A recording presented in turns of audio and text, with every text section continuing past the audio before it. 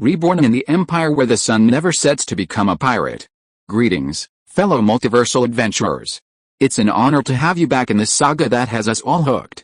Official channel statement: this story is 100% epic fiction, so please don't attempt real magic. The results aren't guaranteed and insurance won't cover it.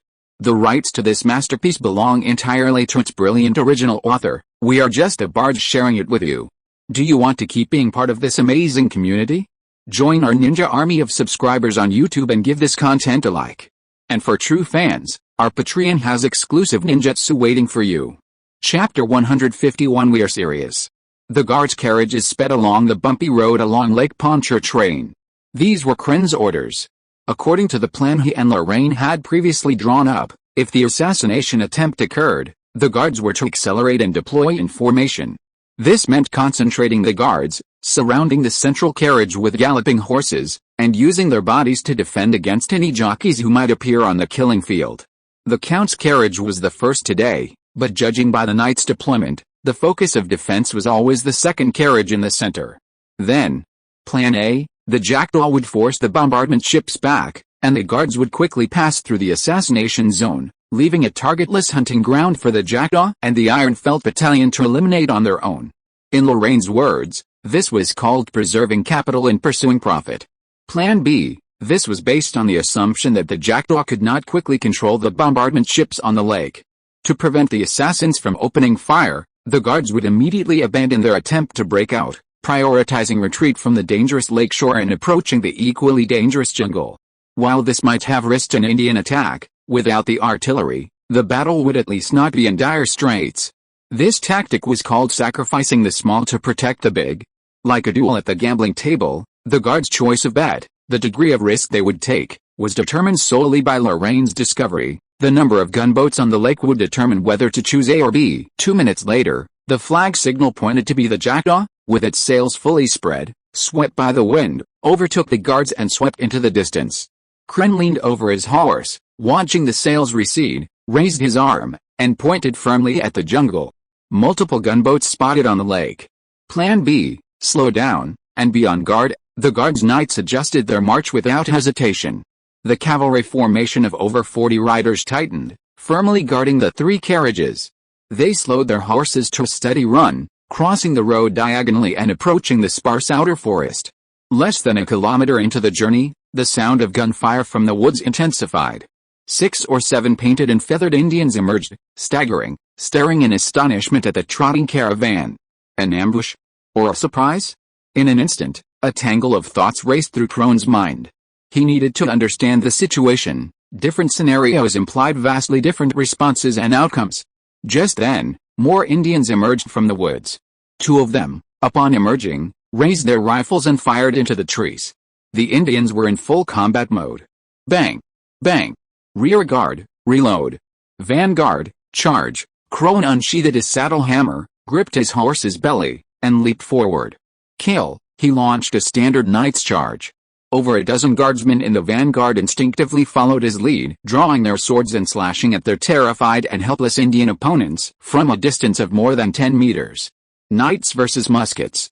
With the prevalence of firearms and the increasing power of firearms, the knightly charge, once the most powerful offensive tool, had long lost its former glory on major battlefields. However, the inefficiency inherent in the muzzle-loading flintlock ensured that this tactic would not be completely eliminated from the battlefield. Especially at this distance, the momentum was instantly achieved, and victory or defeat was undeniable for both sides. Kren's intuition determined the optimal solution the moment the two sides came into contact. With a single charge, the Indians were slaughtered. 6 men lay in a pool of blood, and the remaining 7 or 8 fled in panic back the way they had come. Before they could escape into the woods, a muffled sound like popping beans echoed behind them. The guards fired a volley. The rear-rank knights, uninterrupted, completed the entire sequence from reining in their horses to pulling the trigger in just 20 seconds. The scattered yet efficient sound of gunfire rang out, a stark departure from the typical army style, sounding more casual and targeted. This had long been Lorraine's sole requirement for the musketeers, efficiency over a hail of bullets. Designed specifically for the turbulent naval battles of the musketeers, this tactic proved equally effective in mobile warfare and skirmishes. Dozens of lead bullets flew out, colliding with the ground and shattering tree trunks. 2 more assassins, desperate for cover, were struck by the bullets. Only 6 escaped into the woods, using cover to engage the guards. 40-6, they held an overwhelming numerical advantage. Even their individual firepower surpassed that of the guards, equipped with Charlesvilles and dragoons. The battle was one-sided from the outset.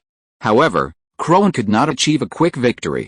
From the moment the first wave of Indians appeared, the assassins in the woods poured in with continuous support. The dense oak forest was dotted with figures, and gunfire echoed from all directions towards the small battlefield where the guards stood. No one could tell how many Indians were hiding in the woods. The fierce gunfight lasted 5 minutes before the guards suffered their first casualty. A former guardsman, who failed to seek cover in time, was struck in the forehead by a stray bullet from nowhere, killing him instantly. Crone shot an Indian whose head was exposed, then shouted, "Rotary fire! Form groups near the trees where you're hiding, and agree on rotations. Suppress. Suppress." The guards' gunfire paused briefly, then suddenly became thinner and denser. The battle reached a stalemate. The Count sat in the car, eyes closed, fingers crossed. Next to him sat Daniel, expressionless, and across from him sat Acheron, smiling and clutching 2 pepper shakers. The sound of cannons on the lake. Is that Mr. Kenway engaging in a naval battle? Fishing boats can't make such loud noises. Acheron closed his eyes and listened for a moment, separating the distant rumble of thunder from the dense nearby gunfire. It seems someone has prepared a great gift for you on the lake. It's a pity they're destined to never deliver it to me. We're truly flattered by your trust. Even I'm surprised. The Count opened his eyes and slightly parted the curtains blocking his view, allowing him to peer out the window. This assassination is obviously on a larger scale, but I feel reassured. You're very professional. When it comes to pursuing profit, we're always serious, Acheron said solemnly. Sighed, with a powerful cry, the jackdaw tore through the mist, bow raised high, and bravely plunged into the brigantine's designated course. This was a standard T-shaped position, with the jackdaw's port side facing the brigantine's bow. Port guns, Katerina shouted. Fire, boom boom boom. 12-pound cannons fired in quick succession, their projectiles tracing high arcs through the air, scattering across the lake on either side of the brigantine. The brigantine scrambled to evade. However, this unsynchronized evasion of the rudder and sail would have instantly deprived the ship of the wind. The brigantine's speed suddenly slowed, and after a round of bombardment, the jackdaw turned port, shifting from a horizontal T-shaped formation to a vertical T-shaped formation, accelerating its advance. Bug guns ready. Fire, 2 18-pound cannons roared, and the brigantine's port side returned fire simultaneously. A 6-pound shell struck the jackdaw's bow, leaving a large dent in the deck. Fortunately, the jackdaw finally returned the favor this time, with one of the 2 shells striking the brigantine's poop, blowing off half a story of the side structure. Amidst a bombardment, the 2 sides closed in. A straight waterline and a wide arc merged at a certain moment, 30 meters apart. Catalina urgently ordered, full port. Collision. Boarding, bang. Before she finished speaking, the jackdaw, turning its entire ship, slammed its starboard side into the port side of the brigantine. The 2 sides rubbed forward in the same direction, and the decks on both sides were in chaos. The sailors on the brigantine heard Lorraine's voice for the first time. It was like a whisper from hell, cold and biting. Starboard shotgun, clear the decks, open fire, boom. Boom boom boom. Boarding. Chapter 152 The Final Verdict. 18th century. The clash between cold and hot weapons was far from over. On land, with the advancement of technology, the use of cannons and muskets increasingly became the mainstream of warfare. The era of heavily armored knights dominating the battlefields came to an end, and the phrase cavalry reigned supreme had unknowingly become a phrase found only in archives. However, even in the not-too-distant future, the armies of Napoleon, who would soon make all of Europe tremble, would not dare to hope to stop a desperate cavalry charge with purely firearms. The bayonet was an extremely important tactical supplement to the flintlock rifle. In fact, Europe's long-standing adherence to volley tactics stemmed not only from the theoretical basis for increasing firepower density, but also from the fact that the volley was a highly effective defensive formation, ideal for both infantry and covert combat. This was a legacy of cold weapon warfare left to Europe by the ancient Roman legionary culture. The same was true in naval warfare.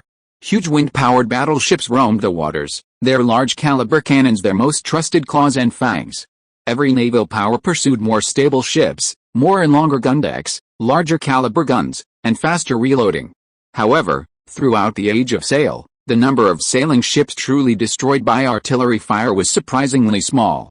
Naval artillery engagements could last from 2 hours to days and nights.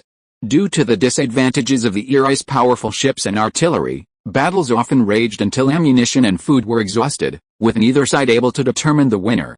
The core means of achieving a quick and decisive victory remained boarding.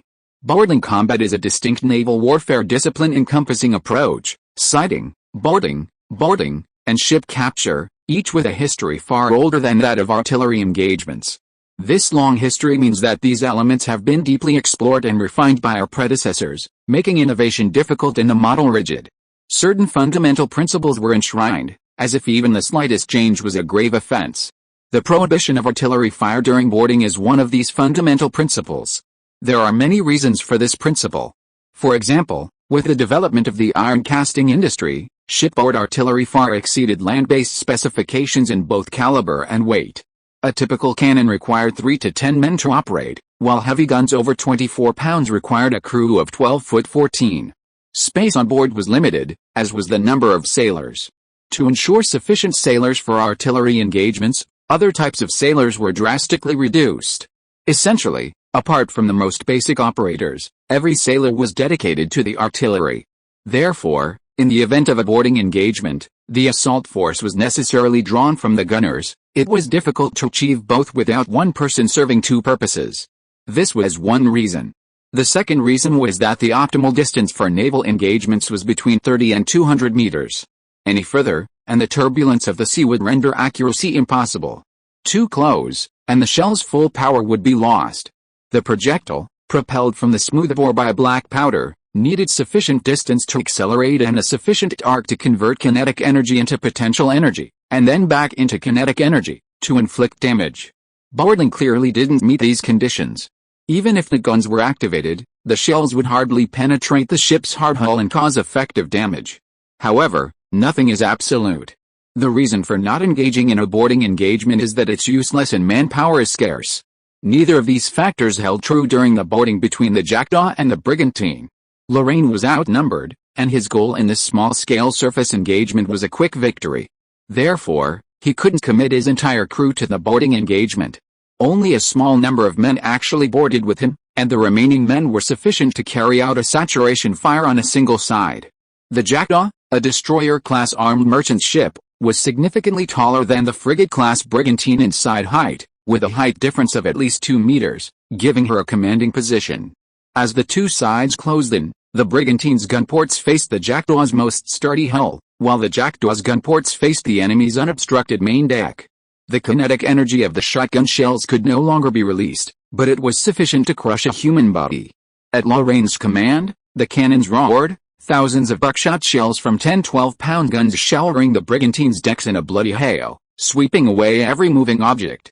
For a moment, it was impossible to calculate the extent of the bombardment's success. Blood and brains coated the decks, and Lorraine stood no chance. He cast the first grappling hook. Following him, Noah and the long-awaited sailors threw their grappling hooks, howling, each darting through the narrow gap between the two ships, landing firmly on a patch of bloody flesh.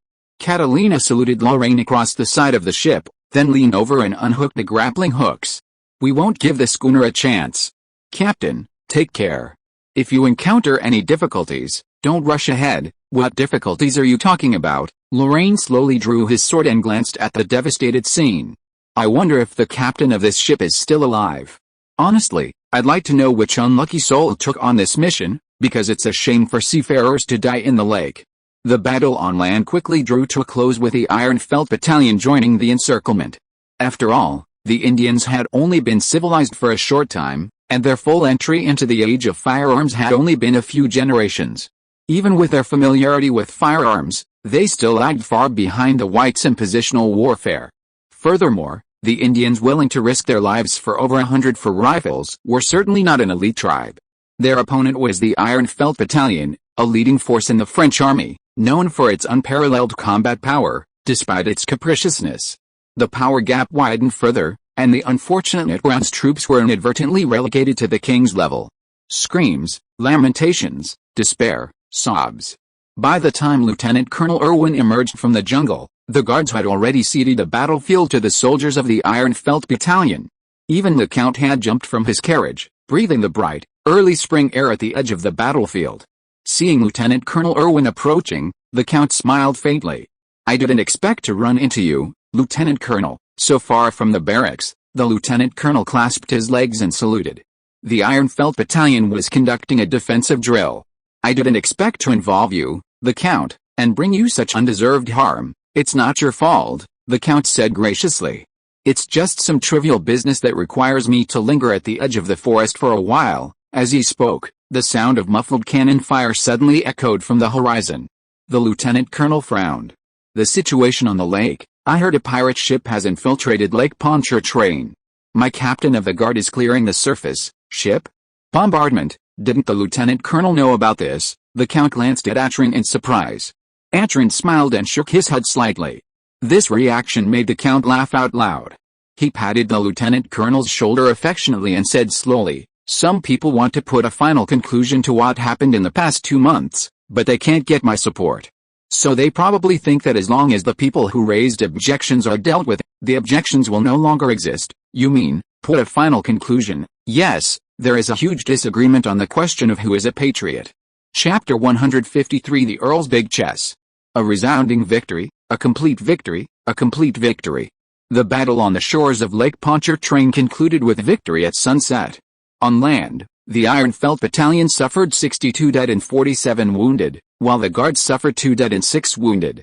Both the dead and seriously wounded were loyal warriors drawn from the Earl's former guard. The musketeers, who had come from the Jackdaw, were far more tactful and knew how to carry out their mission while protecting themselves, a quality highly valued by Herald. The Indians suffered heavy losses, a total of 385 confirmed participants, 142 dead, 88 seriously wounded, and the remainder mostly captured. According to confessions, fewer than 20 escaped, effectively annihilating the entire force. Their tragedy was far more than this. The Legion of Baton Rouge skillfully obtained the names and locations of all 4 tribes involved. An elite slave hunting party, composed primarily of soldiers, had already set out. Even the Chitimacha, a tribe friendly to the French, was powerless to prevent this act of retaliation. According to the most optimistic estimates, the 9 tribes of northeastern Louisiana would be annihilated. On the lake, the Jackdaw, with its powerful ship and cannon, easily sank a sloop and a schooner, while also capturing the brigantine pirate ship, the Rain Frog.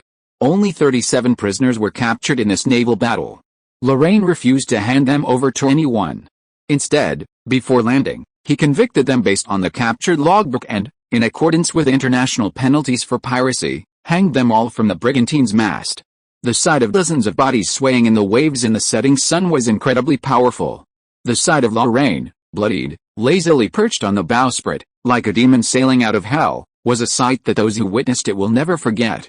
The reputation of the tyrant Edward spread like wildfire, emanating from the Iron Felt camp in the captured Indians, and tore through every corner of New Orleans like a hurricane.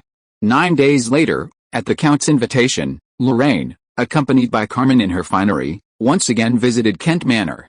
At the manor gate, they unexpectedly encountered Hero, who was leading a group of wounded soldiers. Recognizing several of the wounded, Lorraine stopped and called out to Hero through the window. "Knight Hero, if I'm not mistaken, these are all guardsmen who have committed treason, 12 in total. The current guard should be reliable, but unfortunately, after investigation, fewer than 20 remain willing to serve the Count. Reorganization is imperative. How is this any different from simply disbanding the guard?" Hero shook his head solemnly. "The Count always has reasons for his actions, just like his decision to release these traitors today. Although I don't understand, I believe the Count wouldn't act without a purpose." "The reason?" Lorraine pondered for a moment. "Perhaps a turning point has occurred." "What turning point?" "A turning point in the war." The spring meadows lay like a carpet of grass. The whipping post, once used for violent investigations, had been completely dismantled. Servants were busy dismantling the highest gallows, the corpses long gone from it. Lorraine saw the Count in his study, his face beaming with joy and satisfaction. "What would you like to drink?" the Count asked Lorraine with a smile. "Whiskey, on the rocks." "What about this beautiful lady?" "If I'm not mistaken, she is your right-hand man, Miss Donalinka." Lorraine smiled faintly. You guessed wrong, she is Carmen, my staff officer. Carmen bowed respectfully and gave the Earl a standard lady's salute. Nice to meet you, Carmen. The trade manager of the Edward Merchant Group greets you. The Earl frowned unhappily. The trade manager is not allowed to mention the last name. There is no such thing as not being allowed, but the Earl is noble, and deceiving you will make my conscience condemned. The Earl was stunned for a long time, and suddenly burst into unstoppable laughter. Tyrant Edward, the soil and water of Louisiana really can't support such an excellent farmer. Swinging a sickle exercises arm strength. Devoting myself to farming cultivates physical strength, and driving away wild beasts breeds courage. Apart from these three, I have nothing. The Earl did not comment on Lorraine's rebuttal, poured 2 glasses of wine on the bar, and pushed one of them in front of Lorraine. Coming here at this time, have you seen a lot of unexpected scenes? Yes, the people who betrayed you have been released instead of exiled, and the corpses that had been hanging for many days have also come down. I think in your opinion, there is no one who needs to be deterred anymore. Just as you said, there is no one who needs to be deterred anymore, and now I need to express goodwill. Has anything changed? The stage has changed. The Count sat down on the sofa opposite Lorraine. A stupid assassination brought me into a crisis, a huge crisis, with no one to rely on, and the whole world is my enemy. I must let those who plotted against me know the price. This is the counterattack with the lowest cost, so you deliberately made things bigger, dug out every eye and ear around you, even at the cost of shaking the morale of the army. Yes, you provided me with an excellent protection plan, substitutes, guards, close guards, random carriages. The possibility of a single-handed assassination succeeding is too low, and a large-scale raid cannot hide the news. As for the result, you have already told them for me, 400 men and 3 ships. It's true that organizing a larger force while hiding one's head and showing one's tail is difficult. Furthermore, the Baton Rouge Legion has stated its position, meaning even if the next attack doubles in size, they can't guarantee a return. Lorraine pondered, swirling his glass. However, with the enormous profits from smuggling, I'm worried this peace won't last. It doesn't need to last long, the Count sneered. Tomorrow, I'll launch a decisive battle. Tomorrow? Do you mean you've already subdued the Baton Rouge Legion? They simply made a rational decision, protecting the benefits they've already secured and foregoing greater rewards that only remain in their dreams. Why? Lorraine was puzzled. Because the group is always more rational than the individual. The group. Lorraine tilted his head. Are you trying to tell me that, faced with such enormous profits, the officers of the Baton Rouge Legion are willing to share equally, willing to make every soldier a shareholder and share the pie, except for the word willing? Everything else is fine. You guessed it right, except willing. Only then did Lorraine finally understand the Count's entire plan. This brilliant commander never considered intercepting smuggled arms for personal gain. It was a lever, designed to pry open the unruly Baton Rouge Legion.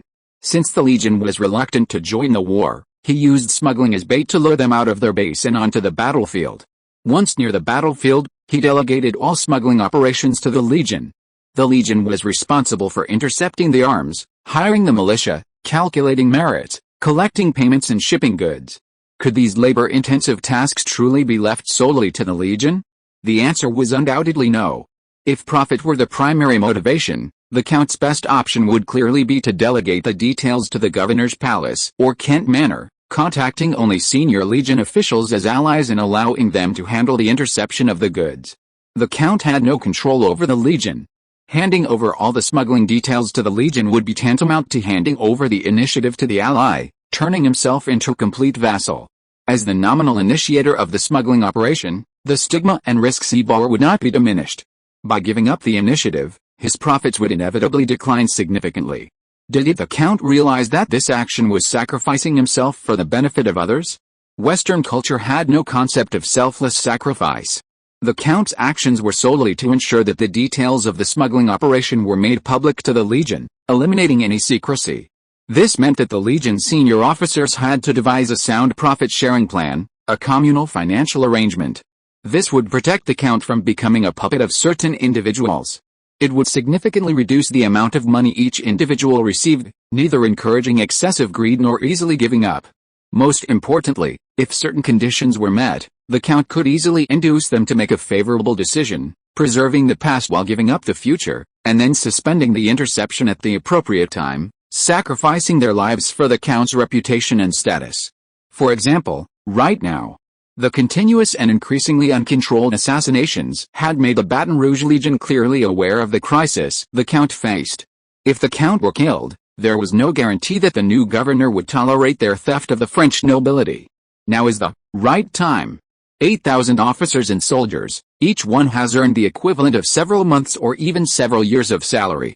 Compared to taking increasing risks to gain limited profits, ending this war quickly and consolidating the Earl's position to keep the windfall in hand has become a more rational choice. As the Earl said, the rationality of the group is always greater than the rationality, or more appropriately, the adventurous spirit of the group is always less than that of the individual. It's really a big game, my Lord Earl. After figuring this out, Lorraine was full of admiration for the Earl. The Earl accepted Lorraine's praise with dignity, raised his glass, and said softly, "The Battle of New Orleans is expected to be decided in 7 to 10 days, so I will stay on the battlefield for the next period of time and no longer think about things other than the war. Today is a rare leisure time, and I would like to hear your opinion on the post-war period." Chapter 154 Game. Perhaps it was psychological factors, but after the Count openly announced his plans for the Legion of Baton Rouge, his image in Lorraine's eyes changed dramatically. He was no longer the lucky man who, cornered, stumbled and managed to come up with a brilliant solution. He now looked enigmatic, and the bright sunlight outside the window aptly cast a glimmer of wisdom on him. Lorraine tried to judge with his heart whether his partner's sudden rise from bronze to king was a benefit or a disadvantage for him. The benefits outweighed the disadvantages. For Lorraine, the greatest risk in this matter was that the collaboration began with conspiracy, and this conspiracy had clearly disrupted the Count's established rhythm for a period of time, creating the possibility of resentment and even revenge. However, this conspiracy was born from the facts. Lorraine did not choose a single individual to bear the blame, but rather the broader French nobility. A collective mistake is no one's fault, a collective conspiracy is no one's conspiracy. No one would truly oppose the Count over this matter, and Lorraine needn't worry about some individual or family stepping forward to tell the Count that someone else was behind this. The matter was settled. As for what remained, all that remained for Lorraine was the benefits. When Lorraine received the invitation this morning, the Count's request for him to carefully prepare the next business plan, he felt a sense of uncertainty. While Lorraine hoped to open the smuggling route soon, it wasn't likely right now. With everything so uncertain, hastily discussing smuggling with such uncertainty made it seem as if the Count, frightened by the recent assassination, was using smuggling as leverage to pressure Lorraine into carrying out some unrealistic action. For example, completely eliminating the source of the assassination. Lorraine had even prepared for the worst-case scenario. If the Count spoke, he would abandon his earlier investment and seek another path. While the investment had been substantial, with a brigantine in return, this business couldn't be considered a loss in any way. This time, Lorraine had proven to have underestimated the Count. Having capitalized on the situation and subjugated the army of Baton Rouge, the Count had complete confidence in the defense of New Orleans. The next step was a political maneuvering within the French court, what to seize, what to abandon, who to cooperate with, and who to threaten. Lorraine saw the Count's confidence. This meant the conversation ahead was real. The profit from these recent plots depended entirely on the outcome of the upcoming negotiations. With this thought, Lorraine and Carmen exchanged a glance and simultaneously straightened their backs. The Count smiled. "It seems you're prepared." "Actually, I'm not. I simply trust that the Count will not let goodwill go unrewarded." "Goodwill," the Count nodded. "Much has happened recently, and ill will lingers over New Orleans.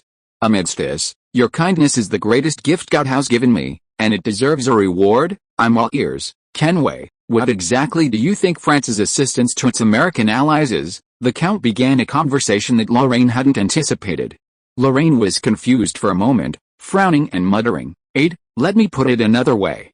Do you think the business between France and the United States is simply Charleville and the Continental Army, this?" The Count stood up with a laugh, strolled to the window of the study, and stared at the sky outside the window in a daze. After the great victory of Saratoga, the French colonial authorities, at the invitation of the United States, declared war on the British New World colonial authorities and officially intervened in the war. This is an important war. Although we are reluctant to admit it, we are not stronger than the British worldwide. The British have vast colonies and are good at management, which is completely different from the casual Spaniards. Sooner or later, this will become the fuse that breaks the balance of power between France and Britain. No one wants to face the next cruel 100 Years' War. This is the consensus of France, so we must help our American allies win, because apart from the mainland and the Mediterranean, this is where our strength is closest to that of Britain. Support. The Count drank the liquor in the glass in one gulp, slammed the glass on the window table. We support all free people in the New World who are willing to fight the British, whether they are from the Continental Army, the militia of various states, or the lowly Indians. We will supply whatever they need: rifles, pistols, cannons, uniforms, medicines, instructors, supplies, and troops. Except for people, almost all of them are smuggled. In this decisive battle, I will give the mercenaries enough space to gain merit, but it must be the Baton Rouge Legion that will lay the foundation for the final victory. France needs this victory, and I myself need to win in this way. After the victory, I will go back to Paris. The great and benevolent Queen is my greatest ally. She has begun to look for more allies for me. There, with the help of those allies, I will get most of what I want. Now it's up to you, my future dealer. What products do you think should be included in our list, and which high-quality customers should we seize? Lorraine didn't rush to talk. His mind began to work rapidly. The Count had been suppressing this declaration for an unknown amount of time, and it hadn't leaked a single word. Behind him was the infamous Madame Deficit, the true ruler of France and wife of Louis XVI, Queen Marie.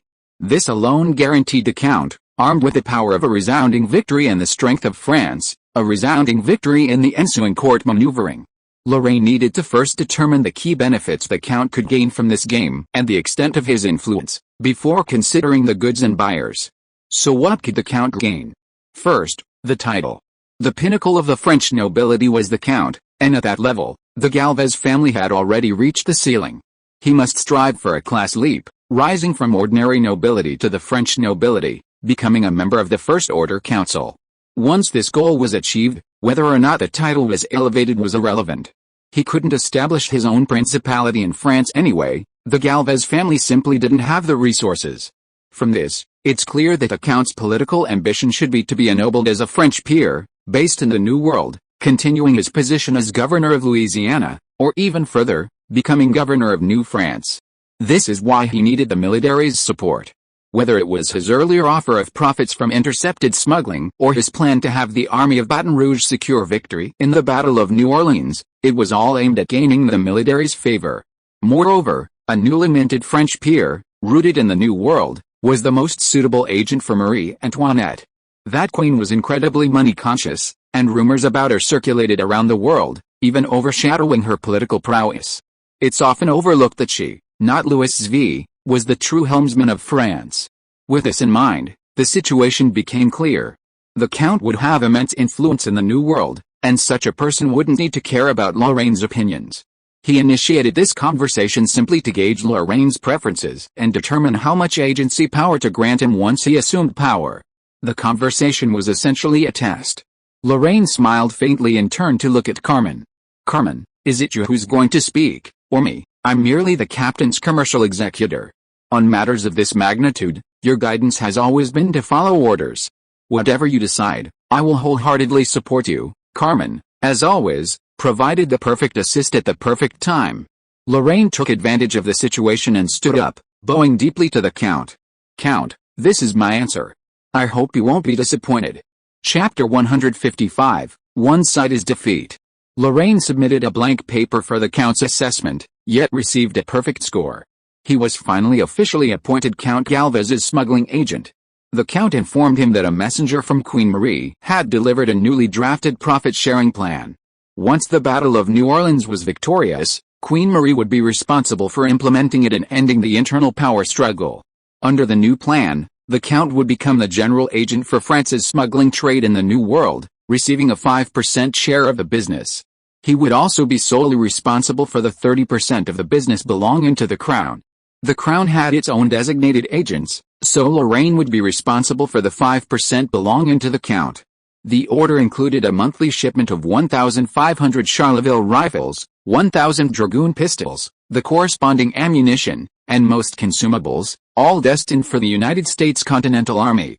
According to the Count, this shipment represented 70% of all French aid to the Continental Army, making Lorraine the largest supplier of arms to the U.S. military. The shipping price for rifles was £22, while the U.S. purchase price was £76. The shipping price for pistols was £14, while the purchase price was £42. Most of the consumables were produced in the New World, reducing shipping costs, costing approximately £400 per ship, while the purchase price was £770. Based on the Jackdaw's cargo capacity, all the goods would require approximately 3 trips, costing £48,200 and resulting in a settlement of £158,310, resulting in a distributable profit of approximately £110,000. Considering the Count's absolute dominance in the business, Lorraine proposed a 40-60 split, with Lorraine assuming all risk and receiving 40% of the profit. However, the Count insisted on allowing him to receive payment after delivery, meaning payment at the settlement period, rather than the usual cash-on-delivery requirement of other smugglers. This essentially meant Lorraine traded a 10% profit margin for a guaranteed profit.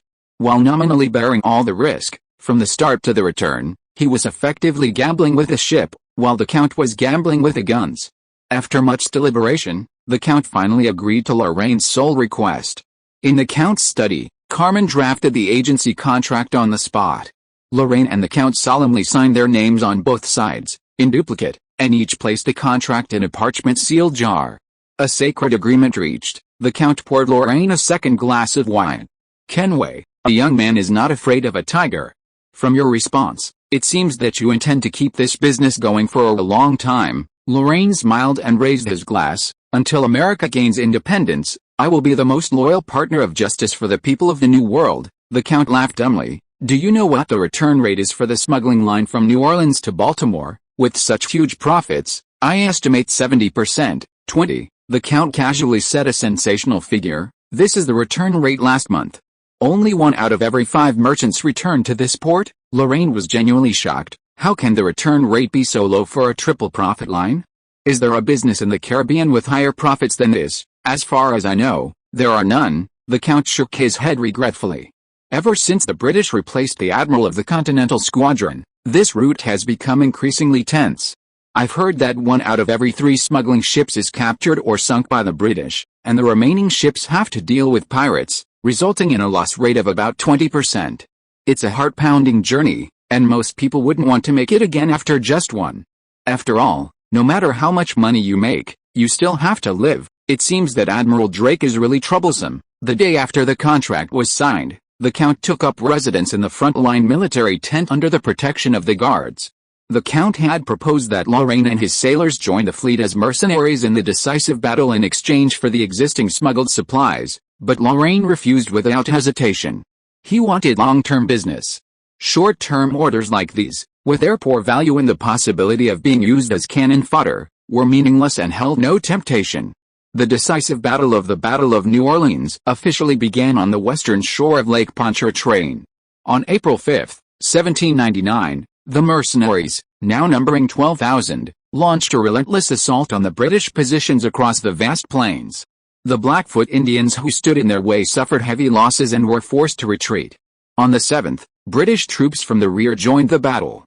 These professional soldiers, clad in bright red uniforms, plunged into the battlefield like ice picks, leaving the mercenaries powerless to fight back. On the 8th, the mercenaries sent representatives to the Count to request a retreat. Instead of meeting them, the Count court-martialed the 8 representatives. After a hasty trial, they were hanged at the gates of the barracks for treason. The mercenaries were terrified. They began to resist, launching a fierce and desperate counterattack against the British, only to be crushed by the British positions. This continued until the 10th, when the tide of battle turned against them. The British seemed to have lost their temper, and the French were losing ground across the board. The army of Baton Rouge suddenly emerged. They appeared without warning in the southwest of the battlefield, severing the British line like a red-hot knife and completely encircling 2 entire regiments. The British counter-encirclement and rescue operations lasted for 4 days. On the afternoon of the 14th, after repeated rescue attempts had failed, the British commander, in order to prevent the trapped British troops from surrendering to the French, invited the Count to negotiate. The war thus entered a lull. On April 17, the British and French armies held a high-level meeting, hosted by the Spanish, in the heart of Lake Pontchartrain, successfully signing the Treaty of Pontchartrain. France announced the lifting of the siege and the release of all British prisoners of war, while the British renounced their campaign for New Orleans and released all prisoners. The Blackfoot tribe was the only one to be sacrificed. These pro-British Indian tribes were required to accept full responsibility for their wartime atrocities and pay indemnities worth £100,000 to France, £20,000 to Spain, and £8,000 to Britain. Otherwise, their captives would be enslaved, and they would be declared barbarians, never to receive any assistance or protection from the civilized world. The war was over. The people of New Orleans were holding a celebration on the parade ground, and the protagonist of the celebration was the French Count Galvez. There were huge crowds of people. Lorraine sat bored on the bow of the jackdaw, holding the invitation to the celebration. This place was very close to the parade ground, so even if he was not there, Lorraine could hear the thunderous cheers and singing in the square. This city really loves to be lively, he muttered to himself. Hannah came over, holding white ears, and naturally pushed Lorraine aside and sat down. The Count invited you. It's impolite for you to stay here. Lorraine laughed lazily. You are actually starting to pay attention to etiquette. Did Carmen tell you that? Hannah simply nodded. Then did Carmen tell you why I asked Yatrin and Kren to go instead of me? She said that the Count was not sincere in sharing the joy of victory with you. He just wanted you to stand in the square and be one of the cheering crowd. Lorraine spread his hands and shrugged. Look, I don't like to join in the fun.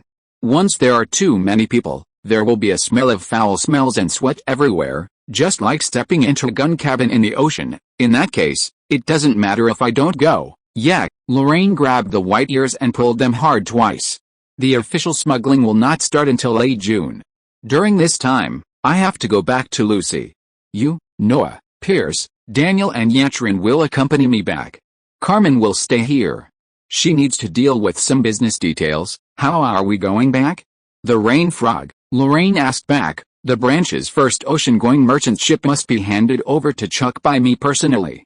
This will show that the president is not just sitting there doing nothing, right? Hina tilted her head and thought for a while. That's right, it's time to get the sailors ready. Yatrin probably won't be back until tomorrow morning. When he comes back, we'll leave, okay? If you are listening to this novel on a channel other than Fanfic World, it means it was downloaded and re-uploaded without effort. We warmly invite you to visit our channel, Fanfic World. There you will find the original version of this story and many other novels of various genres. We look forward to seeing you dive into a world of incredible novels. Chapter 156 again. Hey. You. Aren't you ashamed to be the harbor maintainers hired by the master, drinking on the job, sleeping on the job, fishing on the job? You're employees of Drake Manor, not tourists. Your annual salary is twice the housekeeper's. Can't you behave a little more competently? I just checked and found moss on the dock pillars. What if they collapse? And that fisherman? I'm still giving him a lecture. Can you please stop yawning in my face? Spring brings life to life, and the warm breeze is pleasant. Schools of fish swim in the ocean currents, and seabirds revel in the feast, contentedly enjoying this feast. Everyone in the world is in a good mood, except for Miss Aoife McCarthy, the new housekeeper of Lucy Manor and the former owner, receptionist, waitress, and cook of the Irish Inn. She is unhappy.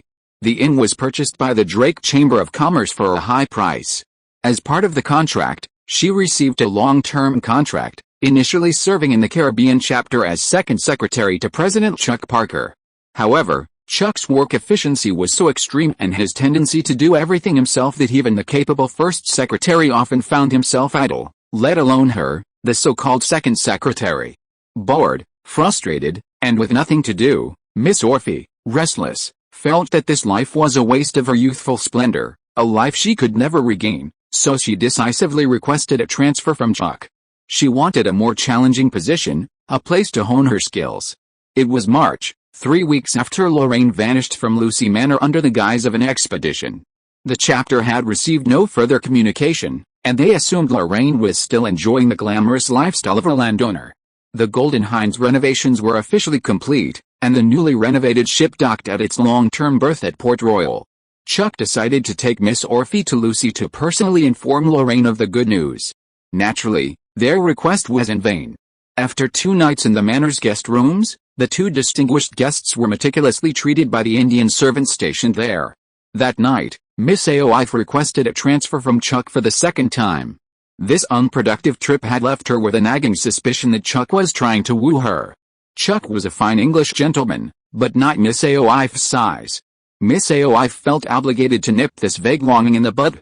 Chuck then retained her at the manor, and her second position became that of housekeeper. The full title was Asset Manager of Drake Manor in Lucy, a Caribbean branch, and Information Liaison to the General Chamber of Commerce. The annual salary was £40. Miss Aoife relished this new position. On the one hand, not having to personally assist Chuck with official business proved that he had given up on pursuing her. On the other hand, the new job title was long, very long, and clearly a challenging and crucial position. Third, £40 was a high salary. Even in England, the standard annual salary for the middle class was only £30. This annual salary was the lodge's recognition of her workability and potential. Even after the sale of the inn, Miss Orphy had no shortage of money, and she enjoyed the recognition that came from the elite. However, youth, like a speeding carriage, knocked her from the crossroads and into the back alleys. The work at Lucy Manor was not challenging at all.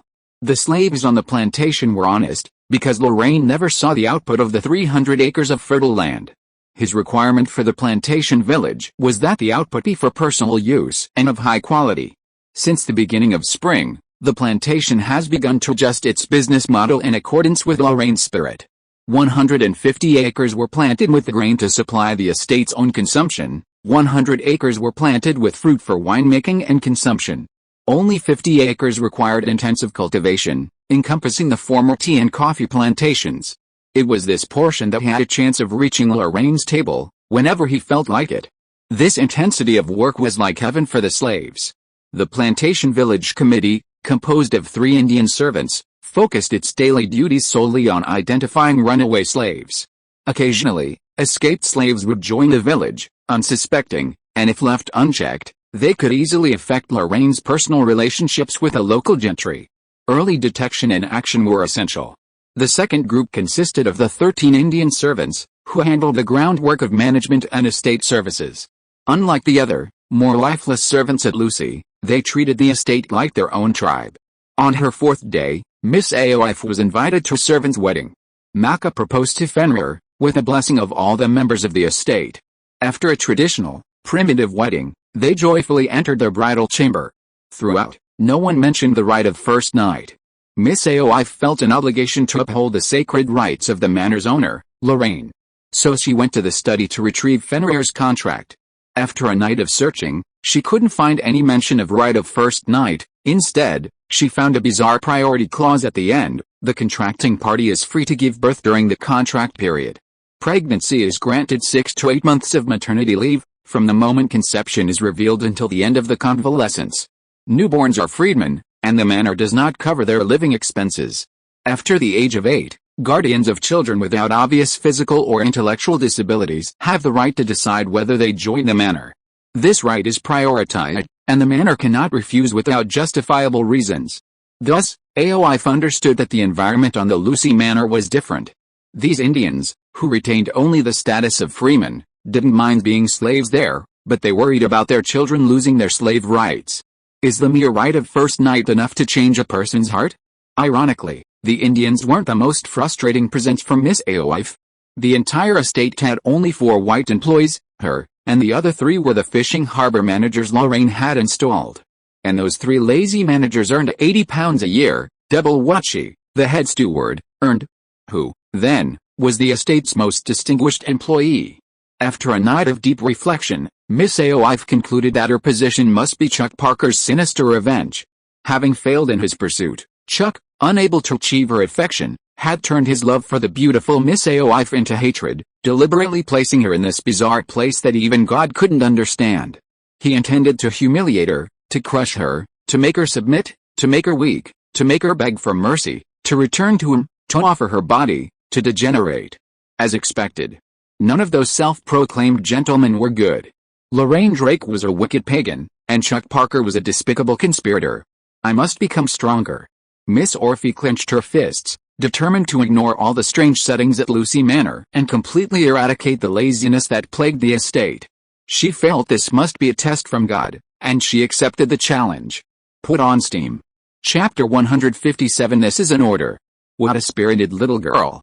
Sitting on a wooden crate containing his fishing tackle, Dylan rolled his signature dead-eyed eyes, gazing out at the distant sea and sky. The weather was beautiful today, perfect for a short trip offshore fishing, a day in the sun, and then heading to the tavern with a bronzed, slightly tingling complexion. Badilla loved this kind of skin, caressing it brought her a thrill, her hips twisting with extra vigor, a soul-stirring experience. But these good times wouldn't last much longer. Dylan knew that his meddlesome father, Leonard, had already sent a letter to the three families, asking them to report to Southampton and board a merchant ship belonging to the Northwest European chapter to reunite with their families in the New World. In a few months, when his wife, a shrew, and her 3 children arrived at the manor, he wouldn't be able to openly solicit prostitutes in town anymore. At the very least, he'd have to go to the next town, a rather arduous journey. It was a truly heartbreaking story, like a prosperous manor suddenly being graced with an enthusiastic young butler. Why is the Caribbean branch full of such superfluous people? Dylan sighed heavily, straightened his back, and suddenly saw a fluttering St. George flag at the end of the sea and sky. The snow-white St. George flag, with its bright red cross fluttering in the wind, created a rustling sound in people's ears, rising higher and closer. A thick mast jumped out of the sea, followed by the slender silhouette of a ship. The ship was very agile. Judging from the subtle design, it should be a newly built brigantine ship a few years ago, but the hull was unexpectedly damaged, charred and damaged. From the hull to the mast, it was patched with hastily repaired patches. There was also a huge gap in the poop, as if it had just survived a naval battle. That was not the key point. The key point was that the ship was heading towards the fishing port. What kind of ship would head straight for this remote fishing port? The captain is back? Dylan vaguely spotted the silhouettes of a pair of beautiful women on the bow, the man burly, the woman slender, though they were too far away for him to see clearly. He quickly nudged Hill, who was dozing off nearby. Hey, there's a boat. Hill tilted his head with a look of despair, picking at the large specks of eye mucus from the corner of his eye. Hey, we're offshore, there's always a boat, not that kind of boat, it's the brigantine, heading for us. What? The brigantine. Hill's eyes widened, and he hurried to his feet. He climbed to the roof in a few steps, set up an awning, and peered into the distance. He had excellent eyesight. On Lorraine's flagship, he served as 5th lookout on the mainmast and 3rd lookout on the foremast. Even Lorraine said those gray eyes, always dirty, must have been blessed by the gods. However, their actions had not been approved by the housekeeper. At the climax of the lecture, one of the men being lectured fell asleep, while the other 2 chatted and laughed. As they talked, one of them began climbing onto the roof, striking the shameful pose of a pelican courting in public. Miss Orphy was furious. Hey! Is this how English men treat their supervisors? Where's your etiquette? Shut up, 40-pound girl, you. Miss Orphy, having been challenged for the first time, blushed and was stunned. Dylan leaped to his feet and slapped the other old man on the back of the head. Bardo, get up. There's a gunboat approaching, damaged. Hoist the St. George flag. Bardo, not even drooling, leaped 3 feet into the air and swept into the cabin like a whirlwind. In a moment, he had his rapier slung over his shoulders, his rifle strapped to his back, and even retrieved his 2 companions' sidearms. Miss Aoife stared blankly at the 3 people whose temperaments suddenly changed, and stammered, this.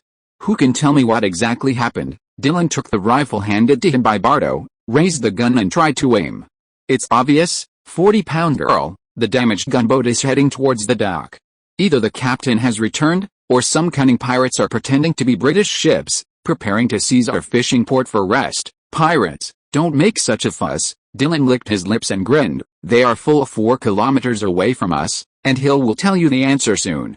Even if they are pirates, you have enough time to gather the slaves and Indians to defend our estate. Really, why do you think the captain chose the 3 of us to guard the fishing port? Stormtroopers, command room, and lookout tower, we are all seaman-level sailors. The reason we stay at the dock is to protect the safety of the estate, not to remove the damn moss. Before he finished speaking, Hill on the roof shouted loudly, target confirmed. It's the captain and Ms. Yesla. Put away your swords and guns, and get ready to welcome them. It took nearly half an hour for the Rain Frog, which was against the wind, to slowly approach the dock. The plank was lowered, and Lorraine and Hannah walked down the deck hand in hand, and saw Dylan standing upright.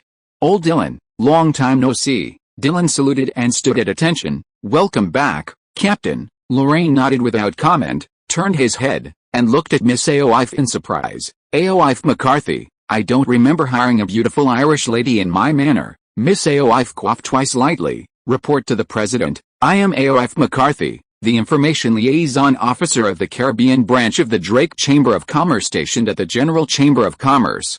In view of your uncertain whereabouts and unwillingness to disclose it to the branch, President Parker believes it is necessary to add this position. Are you the liaison? Yes.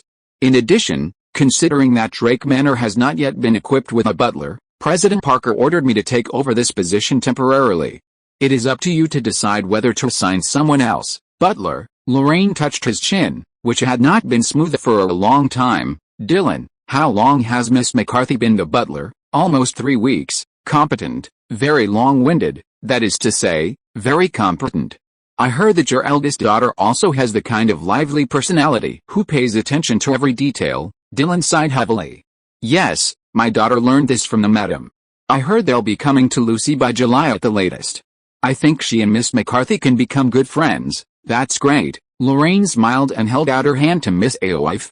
Miss McCarthy, in view of your good performance recently, your probation period is over. I hope you enjoy your time at the manor. Miss Aoife was wary of the evil pagan suddenly becoming so easy to talk to. Despite her vigilance, she remembered her other duty, liaison. Pointing at the rain frog, she asked, President, no, sir, what's the matter with this ship? This ship? Lorraine glanced back at the rain frog. Do you know where I was before? This question was Miss Aoife's Achilles heel.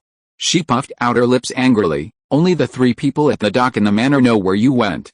Even when Branch President Parker asked them, the answer he got was no explanation. You didn't even try to bribe them. How could you do that? Aha. It's okay, you're right, it was indeed an inappropriate move. Lorraine glanced at Dylan regretfully, and said to Miss Aoife, some time ago, I went on an expedition to Central America. Expedition?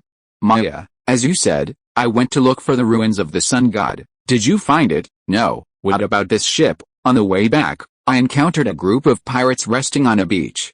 Like every upright gentleman, I attacked them. Miss Aoife showed a look of surprise. During your expedition, you attacked a group of pirates on land. Yes. Robbed their ship. Yes. Then why was the ship so damaged? Oh, the pirates were numerous and powerful, so I used a little trick to detonate some of their ammunition and narrowed the gap in numbers. You're a devil. Orphe looked at Lorraine in horror. What are you going to do next? Aren't you the liaison?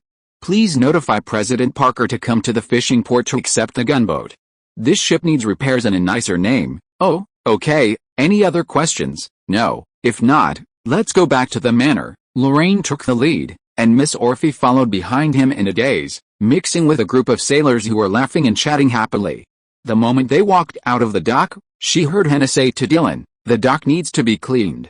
There are moss marks and green spots everywhere, which makes it slippery. Dylan snapped to attention and stood at attention. The dock will be brand new tomorrow.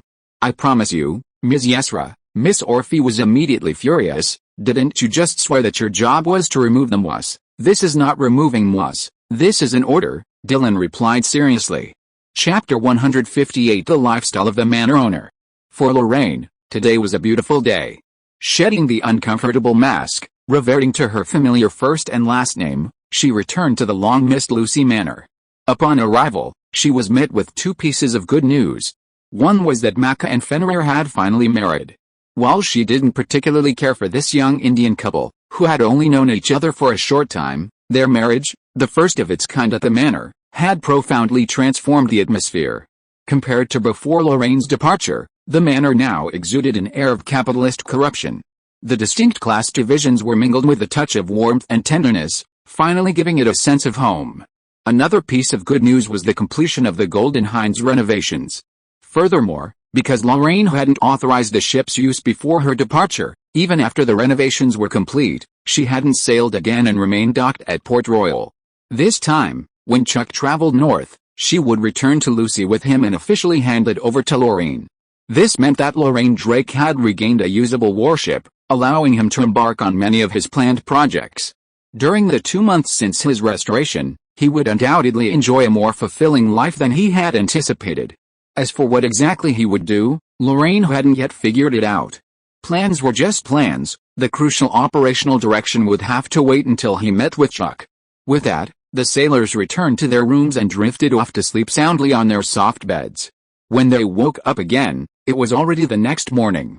The sun was high in the sky. Lorraine stretched himself out of bed and, with the Indian maids assisting him, donned his morning attire. He then washed, shaved, and was directed to the study. Miss Orphy waited at the desk, looking attentive. She was dressed in a beige gown, topped with a modified men's tailcoat. Her brown hair was tied high in a lace bun, pinned with a flower hairpin. She clutched a shorthand notebook and wore a pair of gold-rimmed glasses. She exuded an intellectual air.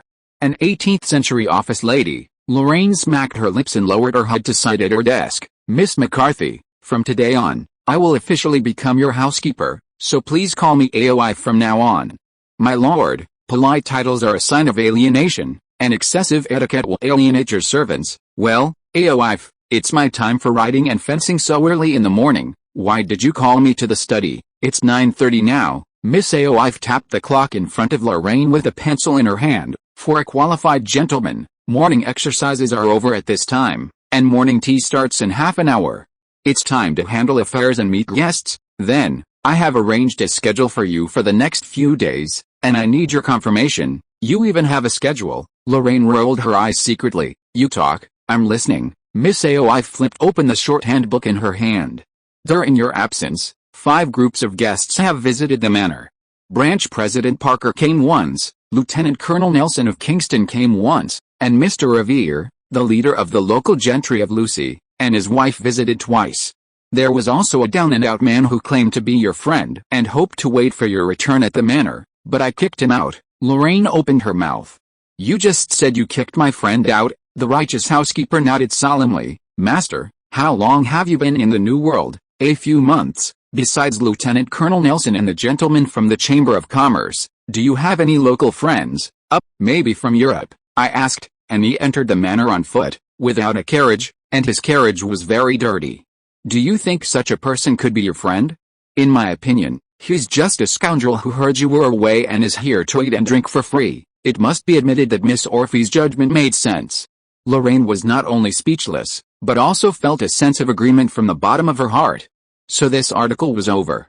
Lorraine crossed his fingers and supported his chin. You mean, I need to arrange a time for a return visit? Yes, it's etiquette. I've asked you to notify Chuck to come over. The branch president's return visit can be ruled out, and the remaining 2 people, I will arrange time to meet with Lieutenant Colonel Nelson. As for the local, Mr. Revere, is he a nobleman? No. Is he a plantation owner? Yes. How big is the plantation? About 500 acres, and he is very prestigious in Lucy. Is that so? Rule out the return visit plan for the Revere family. I'm not interested in chatting about last year's harvest with a gentleman on Earth, sir. This is not in accordance with etiquette, Miss Howe insisted. I think it's quite polite, Lorraine retorted. Anyway, he and his wife have been here twice. If the opportunity arises, I can entertain them here. You'll go to hell, sir. Miss Orphy angrily crossed out the Revere family's return visit plan in the notebook and turned to the next page. Here's today's schedule: 10 o'clock, morning tea 11:30, go to town. Lorraine raised her hand abruptly. Wait a minute, huh? All social activities related to local gentry, officials, and parliamentarians are cancelled. Let's do it again. Miss Orphy widened her eyes. All cancelled. You haven't submitted your visiting card yet, have you? I was planning to send it after the report was finished. Then there's no need to send another letter of apology. Let's cancel it. Lorraine twisted her neck comfortably. I'm a maritime merchant. How can I socialize with a small town that doesn't even have a commercial port? But you live here. Is there a connection? I'm an eccentric, arrogant, and self-righteous Englishman. Letting them form this feeling can save me a lot of trouble. Lorraine tapped the table with his fingers. Offie, I insist. If you insist. Miss Offie scribbled for a long time and raised her head again. Morning tea at 10 o'clock, lunch at 1 o'clock, and then you need to go to your own plantation to let the slaves know what their master looks like. It would be even better if you give some small favors, which will help you spread your reputation for kindness. Then, afternoon tea at 4 o'clock, dinner at 8 o'clock, and if you haven't gone to bed at 10 o'clock, I will ask someone to arrange evening tea. Lorraine was stunned when he saw Miss Offie close the notebook with a snap. Although I am very satisfied with a life of eating and sleeping, Is this all the schedule you have arranged? Yes, this is the entire schedule for today. Miss Offie was furious, because you are an eccentric, arrogant, and self-righteous English pagan. Chapter 159 I finally found you. So this is what a plantation is like. Standing atop the high watchtower, little Pierce sighed in wonder, his eyes wide with curiosity. They were in the plantation village, part of the Drake estate. The village bordered farmland, encompassing a sunny hillside and a vast, flat expanse adjoining it, covering over 300 acres. It housed 22 slaves, 3 Indian managers, and approximately 20 farmhands of all races. All of these people and property were Lorraine's property. Lorraine and his group had visited plantation towns in Bathsheba, and Karen and Pierce had briefly stayed near a plantation in the Mississippi Delta. But for these uninitiated, city dwellers from Europe, seeing a plantation firsthand was a true first. The scene here was completely different from European farms. In Europe, farmers' houses were often built alongside the fields, with auxiliary buildings like warehouses and granaries nearby, and livestock and poultry kept in front and behind the houses. None of this was to be found on the plantation. To conserve land as much as possible, plantation laborers were concentrated within enclosures and barbed wire, resulting in small, cramped living conditions. Furthermore, slaves were not allowed to own property, so poultry and livestock had to be raised together. In addition to the farm, Lorraine also had a small pasture, located in a corner of the estate, extending into the meadows in front of the villa. Its output was sufficient to meet the estate's domestic needs for eggs and meat, which the plantation itself had no such needs. The staple food of slaves and farmhands was black bread baked from a mixture of wheat bran and sawdust mixed with clay. The Indian managers' meals were more refined, but they were not provided by the village. Instead, they were delivered daily from the estate. The combination of heavy work, harsh conditions, and crude food created a landscape where the black people working the fields were often emaciated, with slender limbs and dull, lifeless eyes. This was a profound psychological shock to Lorraine and his companions, who had seen many black people before. Most black people in Europe were used as slaves, like Friday, whom Lorraine had encountered in his early years, or Al, who was hanged at Kent Manor. While they couldn't control their own lives, they at least had enough food, clothing, and shelter. Their health represented their master's wealth, and even for the sake of their own reputation, their masters wouldn't allow them to degenerate into a state of degenerates. Another type of black people were the freedmen of New Orleans, struggling for survival and toiling for a living. A few rose to prominence, while the majority languished at the bottom of society. That scene was not much different from Lorraine's impression of later times, and the spirit in their eyes was almost identical. However, the black people before him truly reflected the slavery of that era. Like the Walking Dead, like skeletons, a single glance was enough to make one want to look no further. Sighing, Lorraine left Pierce, who was excitedly asking questions, and descended the watchtower alone. He strolled through the small, simple plantation village until he heard footsteps behind him. Miss Offie caught up and opened her arms in front of Lorraine. "Master, you are not planning to terminate the slave contracts with the slaves, are you?" Lorraine was stunned for a while. "Do you think I'm crazy?" "I think you seem to have compassion, Offie. You are indeed a competent housekeeper." Lorraine shook her head and laughed. "Don't worry, I'm not a saint, and I have never thought of liberating the slaves from the beginning to the end. I know that will make me a target of public criticism." "It's good that you know this." Miss Offie breathed a sigh of relief. Lorraine picked a chair and sat down with interest. "Come to think of it, why do you think I want to liberate the slaves?" "Because there are black people on your ship, Ms. Yesla. It seems that you have a special relationship, so it's because of henna." Lorraine felt both amused and helpless. "You urgently need to supplement your knowledge of history and geography. Henna is Egyptian. In terms of race, it originated in Arabia and is related to the Moors. It is not the same race as the black slaves in Africa, isn't it? Although their skin color is darker, they cannot be confused with black people. If you have to say, they must be counted as brown people, so that's the case." Miss Offie completely put aside her worries and bowed deeply to Lorraine. "Now that the misunderstanding has been resolved, I have to go back and explain the history of the plantation development to Mr. Addis. I have been preparing for this all night. So, goodbye." "Goodbye." Miss Offie disappeared at the end of the road in a hurry until she could no longer be seen. A shadow silently enveloped Lorraine from behind. "Henna, it's me." Henna walked forward and stood next to Lorraine. "You are not a soft-hearted person. Why do you have such a big reaction to black slaves?" How should I put it? Lorraine scratched his hair embarrassedly. You know what we do, right? Main job is business, part-time robbery. Hannah thought for a while. The profit of smuggling is very lucrative. If it goes well, the proportion of illegal business will increase. I am a legitimate privateer. What have you said? Lorraine moved his butt to the side to make some room for Hannah. Like you said, we are businessmen, maritime merchants, or more broadly, transporters. We don't produce goods, but we rely on producers, including these plantation owners and those increasingly prosperous workshop owners. Commodities are everything. He drew a big circle in the void, cut out half, and put it aside. At this stage, sugar, tobacco, indigo, coffee, these crudely processed products have higher profits, so we are more dependent on plantation owners. But you also saw those black slaves today. Do you think we can continue to expand the production capacity of the plantation with such labor? Hina tilted her head and thought for a long time. We can catch more. The black people in Africa will be caught. When I was in Kingston, I chatted with Lieutenant Colonel Nelson. I heard that there are about 200 British slave ships on the sea, which make a round trip every 3 months and can transport 50,000 slaves to the New World. France has slightly fewer than Britain, 30,000, and Portugal is third, 10,000. Add to that other small-scale trafficking, and nearly 500,000 black slaves are sent to the New World every year. So many, 500,000 people a year, which is the population of Great Britain in 20 years. Can Africa produce so many people? More importantly, according to the consumption level of the plantation, how many people will die every year? The value of labor. Lorraine crossed his fingers together to cover his mouth, as if to deceive the gods in heaven, so that they would not know who would say the next words. Black slaves need more protection, and so do other laborers. This is not for the hypocritical fairness and justice, human rights and civilization, but to better squeeze out the value of their labor. Slave owners can't do these things, so they are bound to be defeated by capitalists, and plantation owners are bound to lose to workshop owners. This is a historical inevitability. Hina looked at Lorraine quietly, and suddenly stretched out her hand and hugged him. What are you going to do? Except for clarifying the future business direction of the Chamber of Commerce, I don't plan to do anything for the time being. Children should not think about the adult world, and the weak don't need to worry about the order of the world. What about the future? Then what about the future?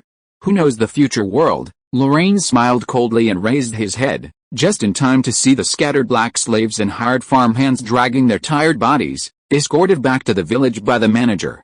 There was a white figure in the crowd that was particularly conspicuous. Lorraine rubbed his eyes several times before shouting in disbelief. Student Judea, Drake. Bell stood there, his lips trembling, his tiger eyes filled with tears. Lorraine, I finally found you. Chapter 160 Margot Hill. Gulp, gulp, gulp, gulp. Lorraine wasn't sure how to describe the sounds he heard: chewing, swallowing, breaking bones, cutting meat with a knife and fork, scraping against the porcelain plate, and of course, the sound of sniffing and the faint gulping. All these sounds blended together, combined with the maid's feet stomping around on the carpet, to form the multi-channel stereo sound effect of Belle eating meat. Truly, the fact that humans can achieve this perfectly explains, scientifically speaking, how Homo sapiens triumphed over dolphins and wolves millions of years ago and became the sole ruling class on Earth. The answer is the drive to survive, and agreed so strong it overwhelms that drive. Lorraine reached for the bottle of Bordeaux on the table, about to calm his nerves. Bell caught his movement from the corner of his eye. He jerked his head up, cheeks puffed out, tearing into his steak, glaring fiercely at the hand that grabbed the wine. The air was filled with the awkward atmosphere of food protection. Lorraine coughed softly twice, his large hand forming a claw around the bottle, neither holding nor letting go. Drake. Bell struggled to swallow his mouthful of meat, cutting with his knife and fork, his eyes fixed straight ahead. What do you want to do? Pour you a drink? But my glass is still full. The last order has already been served, and I figured you might want to order more, and before that, you'd need a drink to rinse your mouth. The knife and fork immediately stopped where they were. Bell's lips trembled, tears welling in his eyes. He turned and looked Lorraine in deep affection. Can I order more? This is my estate. 2 fillets, 3 ribs, and 2 sticks of black pudding, uncut, whole. And what kind of wine is this? Côte Margaux, a vintage from the Lestanac family. 2 more bottles. I don't know what you've been through. Lorraine let go of the bottle, laughing and waving at Fenrir in the corner of the restaurant. Go ahead, Tell the kitchen to bring everything up as soon as possible, as Mr. Jadi requires. After 3 bottles of top-notch Bordeaux worth dozens of pounds, and a relentless diet of at least 10 steaks and 3 thick sticks of black pudding, Bell, on the verge of death, finally regained his composure and stopped eating just in time. The two of them retreated to the study, where, over cups of tea, they began to reminisce. If you want your family to know what happened to you, tell me everything you remember before you die. What do you mean by telling you everything I remember? Bell moved his body with a great effort so that his iron-hard belly could tilt upwards and make full use of the space in his stomach and intestines. Do you regard me as dying? About the same. Lorraine gestured from his throat to his lower abdomen. From a physiological point of view, what you stuffed in tonight is enough to block your throat. As long as you have a wrong sleeping posture, it will squeeze your trachea and strangle yourself to death in your dream. Really? So if you have any last words, leave them here. I will hand them over to your sister personally. Last words? Maybe they really are last words. Bell sighed deeply. In short, I am on the run for fear of crime. Puff. Lorraine sprayed a mouthful of tea on the coffee table, wetting half of the desktop. What did you say? I flared for fear of punishment. The fact that I resold Maritime Commuter to you in Southampton was exposed. Admiral. No, Shaq Drake wanted to hand me over to the military court. I received the news in advance and escaped from the ship when we docked halfway. You think I will believe such a loophole-filled excuse? Whether you believe it or not, this is the fact. Bell shrugged roguely. Lorraine was rarely in high spirits. Okay, you said it's the truth. Let me ask you, why didn't Major General Drake convene a military court on the ship? The Lion is the flagship of the squadron and has 2 sets of command systems. Can't we gather 12 officers above the rank of colonel? I am an old man who has followed Shaq Drake since the Wandering. I must have a certain influence on the ship. He is afraid that a court on the ship will make a ruling in my favor. Then what? He is determined to kill you, but he doesn't know how to keep the secret. He kept the news secret very tightly. Bell took out a dirty trial order from his arms. It's a pity that the service found this thing when cleaning the Admiral's cabin. Lorraine took the trial order doubtfully. It listed Bell's resume, charges and basic information of the case. There were Shaq's signature and Drake's stamp at the bottom, but the columns for jury and court personnel were empty, like a real trial application. He threw the verdict on the wet coffee table. There's only the signature of Major General Drake on it, and it has not been circulated. It can be easily forged. Bell couldn't help but smile bitterly. If there was a second person's information on it, wouldn't it prove what you said just now? He is determined to kill me, but doesn't know to keep it secret. That's it, Lorraine said as a matter of course. A case of reselling military supplies involving more than 40 rifles happened to his own confidant. It is not a problem at all for his rank, but if a military court is convened, it is enough to take your life. No matter how you explain it, this matter doesn't make sense. Although Shaq Drake is old-fashioned and unfeeling, he is not an inflexible person. You know your brother. Bell seemed to give up arguing, raised his head, and recalled the past. I escaped from the ship in San Salvador and made my way to Kingston. He glanced at Lorraine. Don't ask me why I went to the fleet base and threw myself into the trap. The answer is that I had no money. The change I had on me was not enough to take the ship back to Europe. If I stayed in the West Indies, it would be the same everywhere. Lorraine had never doubted this. Lorraine knew Bell's family situation very well. He would not keep much money on himself, and refugees would not borrow money from their fellow shipmates. As for why he came to Kingston, the Golden Hind and the Lion had met outside Port Royal. If that was the case, it was very likely that Bell came to Kingston to seek refuge with Lorraine. And all this presupposed that Bell's claim of fleeing for fear of punishment was true. He nodded non-committally, motioning for Bell to continue. Bell took a sip of his tea. I looked for you in Kingston, but couldn't find you. Then I heard at the docks that the Drake Chamber of Commerce had opened a branch there. Then, through an old friend who worked there, I heard you bought a manor in Lucy, so I came to join you. If you came to Lucy to see me, how could you? Lorraine froze mid-sentence. Miss Orphe's words suddenly echoed in his mind. She had said, there was a down-and-out man who claimed to be your friend. He hoped to wait for you at the manor, but I kicked him out. Could this be such a coincidence? A pleasurable urge to explore arose, and Lorraine rang the bell, signaling the maid outside to call Miss Orphe in. As Miss Orphe entered, her eyes met Bell's, sprawled on the sofa, and both of their faces darkened. HMPH, tisk, Lorraine understood immediately. The two of them had a story.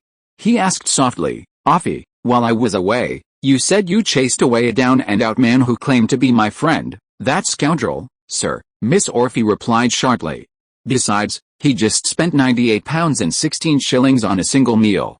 Even if you're wealthy, you should still stay away from so-called friends like these, lest you squander your fortune. Lorraine sensed a deep hostility in Miss Orphy's words and looked inquiringly at Belle.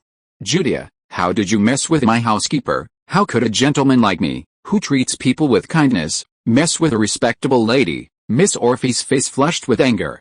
You're lying, you're a shameless villain, you're moody, aggressive, and unruly, Belle said with disdain. Every time I see you, you're always posing like this, with your arms folded. What's wrong? Are you still constipated? P.S. Côte Margaux. Chateau Margaux is one of Bordeaux's 5 first growths, on par with Lafite and Latour. Its winemaking history dates back to the 12th century, and it reached its peak in the 16th century, when the Listanac family took over. Historically, the Bordeaux wines produced by this estate were favored by many celebrities, including Napoleon and Margaret Thatcher. The French called this winery La Mothe de Margaux and it was designated a first growth in the 1855 classification. Furthermore, the fact that Belle consumed 3 years' worth of a middle-class salary in one meal in this chapter is largely due to the value of the wine. Steak was not worth much at the time. Chapter 161 Humble Guy. Flash forward 3 weeks. Belle, having spent all his money, finally arrived at Lucy and stood before the wrought iron gates of Drake Manor. He introduced himself as Lorraine's friend and classmate, and that they had arranged to meet at Lucy Manor. Though his attire was somewhat shabbily dressed, his military service and aristocratic upbringing etched a certain grace in him, leaving the Indian servants guarding the gates undeterred and leading him straight to the manor's villa. It was 4 days after Chuck's departure, and Miss Orphy, with her conspiracy theories taking shape, was driven to prove her worth in her new position. A housekeeper's value naturally required establishing authority. The problem was, she wasn't good at it. Her bluntness and unpretentious nature made it difficult for her to conceal her true feelings, while her youthful independence had made her overly assertive. The result was an overreaction, where she mistakenly mistook nagging for an effective way to discipline her subordinates. She was in the middle of scolding 2 Indian maids. The reason and the process were unclear, but when Belle arrived, she was in full force, keeping strangers away. The Indian servant leading the way, afraid to offend his new boss, abandoned Belle and ran back to his post. Belle, feeling it was not right to disrupt the manor's rules, simply stood in the shade and waited. He waited and waited, for a full half hour, but Miss Orphy still hadn't finished her lecture, and she didn't seem to notice the presence of a white man with a striking demeanor and attire. Belle began to think Miss Orphy was deliberately provoking him. After all, in his mind, every English butler was a paragon of etiquette, all was attentive and vigilant, never showing anger in front of their subordinates, and certainly never neglecting their master's guests. Miss Orphy's behavior, by comparison, seemed far too deliberate. There were only 2 possible explanations for this. One was that this was her first time serving as a housekeeper, with no prior training or experience of a true butler. This was impossible. Secondly, Lorraine already knew Belle was coming and didn't want to see him, which was why his butler used this subtle way to send him away. It was almost certain. At this point, as a gentleman, Belle should have taken the initiative to excuse himself and reschedule. However, he had no escape route. Being penniless meant he couldn't even afford basic living expenses in Lucy. If he returned to Shack in such disgrace, Shack's temper might have him court-martialed. He had no choice but to take the risk and force Miss Orphy to confront him. So, with the bravery and fearlessness expected of a Royal Marine, Belle bluntly interrupted what was considered a ritual lecture for a new butler, even using the naval style of direct confrontation. Stop talking, keep talking, are you constipated? The dust settled. Belle and Miss Orphy's first meeting ended in a tragic, mutually devastating defeat. Miss Orphy failed to establish her authority with the Indian servants, instead earning the insulting nickname Constipated Lady. Belle was thrown from the estate by Mac and another strong servant, with Miss Orphy guaranteeing on her honor that he was no friend of Lorraine's. Belle's fate was sudden and sudden. His foul mouth had forced him into existential crisis. Lucy was a small coastal town, and a talented seaman had many options for survival. But balancing survival with the possibility of meeting Lorraine left him with very few options. He made the most daring decision of his life, joining the bankrupt settlers. He applied for a job as a farmhand on the Drake plantation. He plowed the fields for 3 weeks, doing the work and food of slaves, and nearly died in the plantation village. That's the story. Lorraine sat speechless between the two men, looking to the humiliated Miss Orphe on one side and the triumphant Mr. Bell on the other.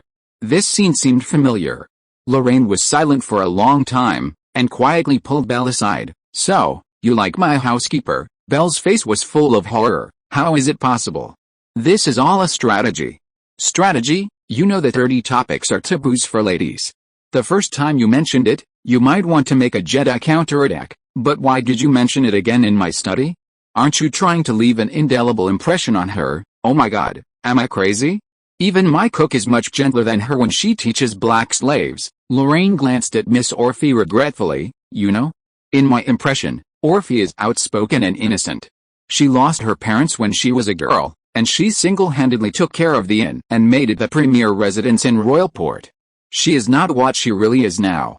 It's just that because she was suddenly thrown into an unfamiliar environment, she lacks a sense of security and self-confidence." Belle looked at Lorraine strangely. "You suddenly told me this. Orphe is a good girl. If you really like her, you have to change the way you court her." "I said I'm not." "Take your time, stay calm, and feel your heart.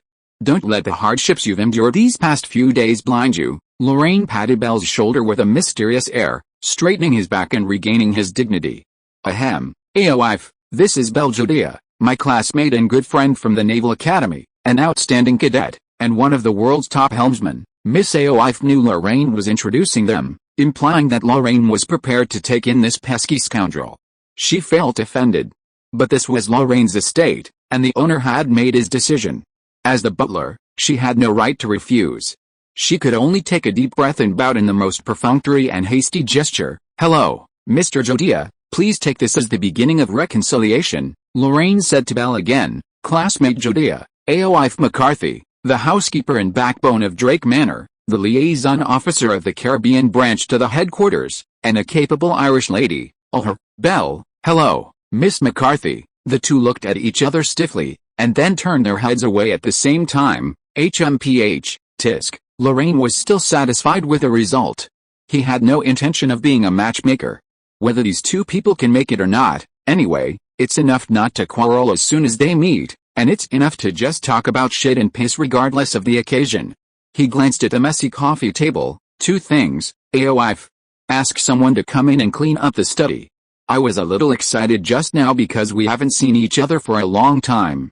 The second thing is to clean up a room for Jediah. He will stay in the manor temporarily." "Yes, sir." Miss Aoife left the room reluctantly.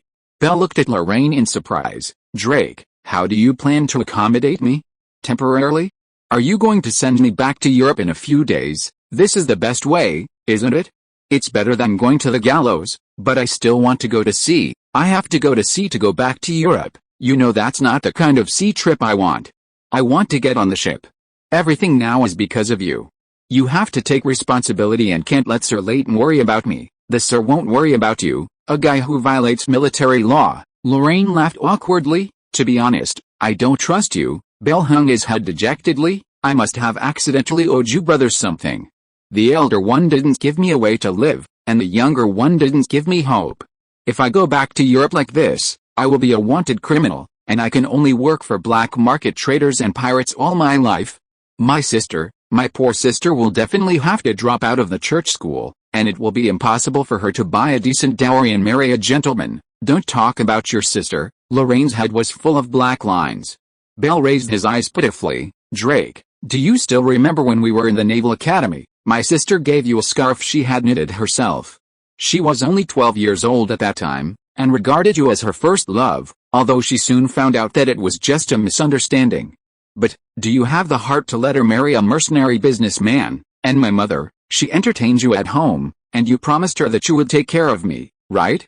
I became a bandit. My sister dropped out of school to marry a businessman, and the only face our family had was gone, and you planned to take care of me like this. You behave very humbly." Lorraine gritted his teeth. "The more you do this, the more it proves that you have an agenda." "I already have an agenda, otherwise why would I come to you for help?" Belle spread his hands shamelessly. "I want wealth, reputation, and to restore the glory of my family. You know this is what I have always pursued. And now? The road to fame has been blocked by your brother himself. and I can only pursue wealth. And the whole of Northwest Europe knows that the motto of your Drake Chamber of Commerce is, young people, it's enough to have money, why do you have dreams? You said it the other way around. No, your motto was written backwards on purpose. You're on the rise, and I'm very optimistic about you. Chapter 162 Belle's Achilles heel. That night, the moon was bright, the stars were sparse, and everything was silent. Lucy had all the advantages of a seaside town.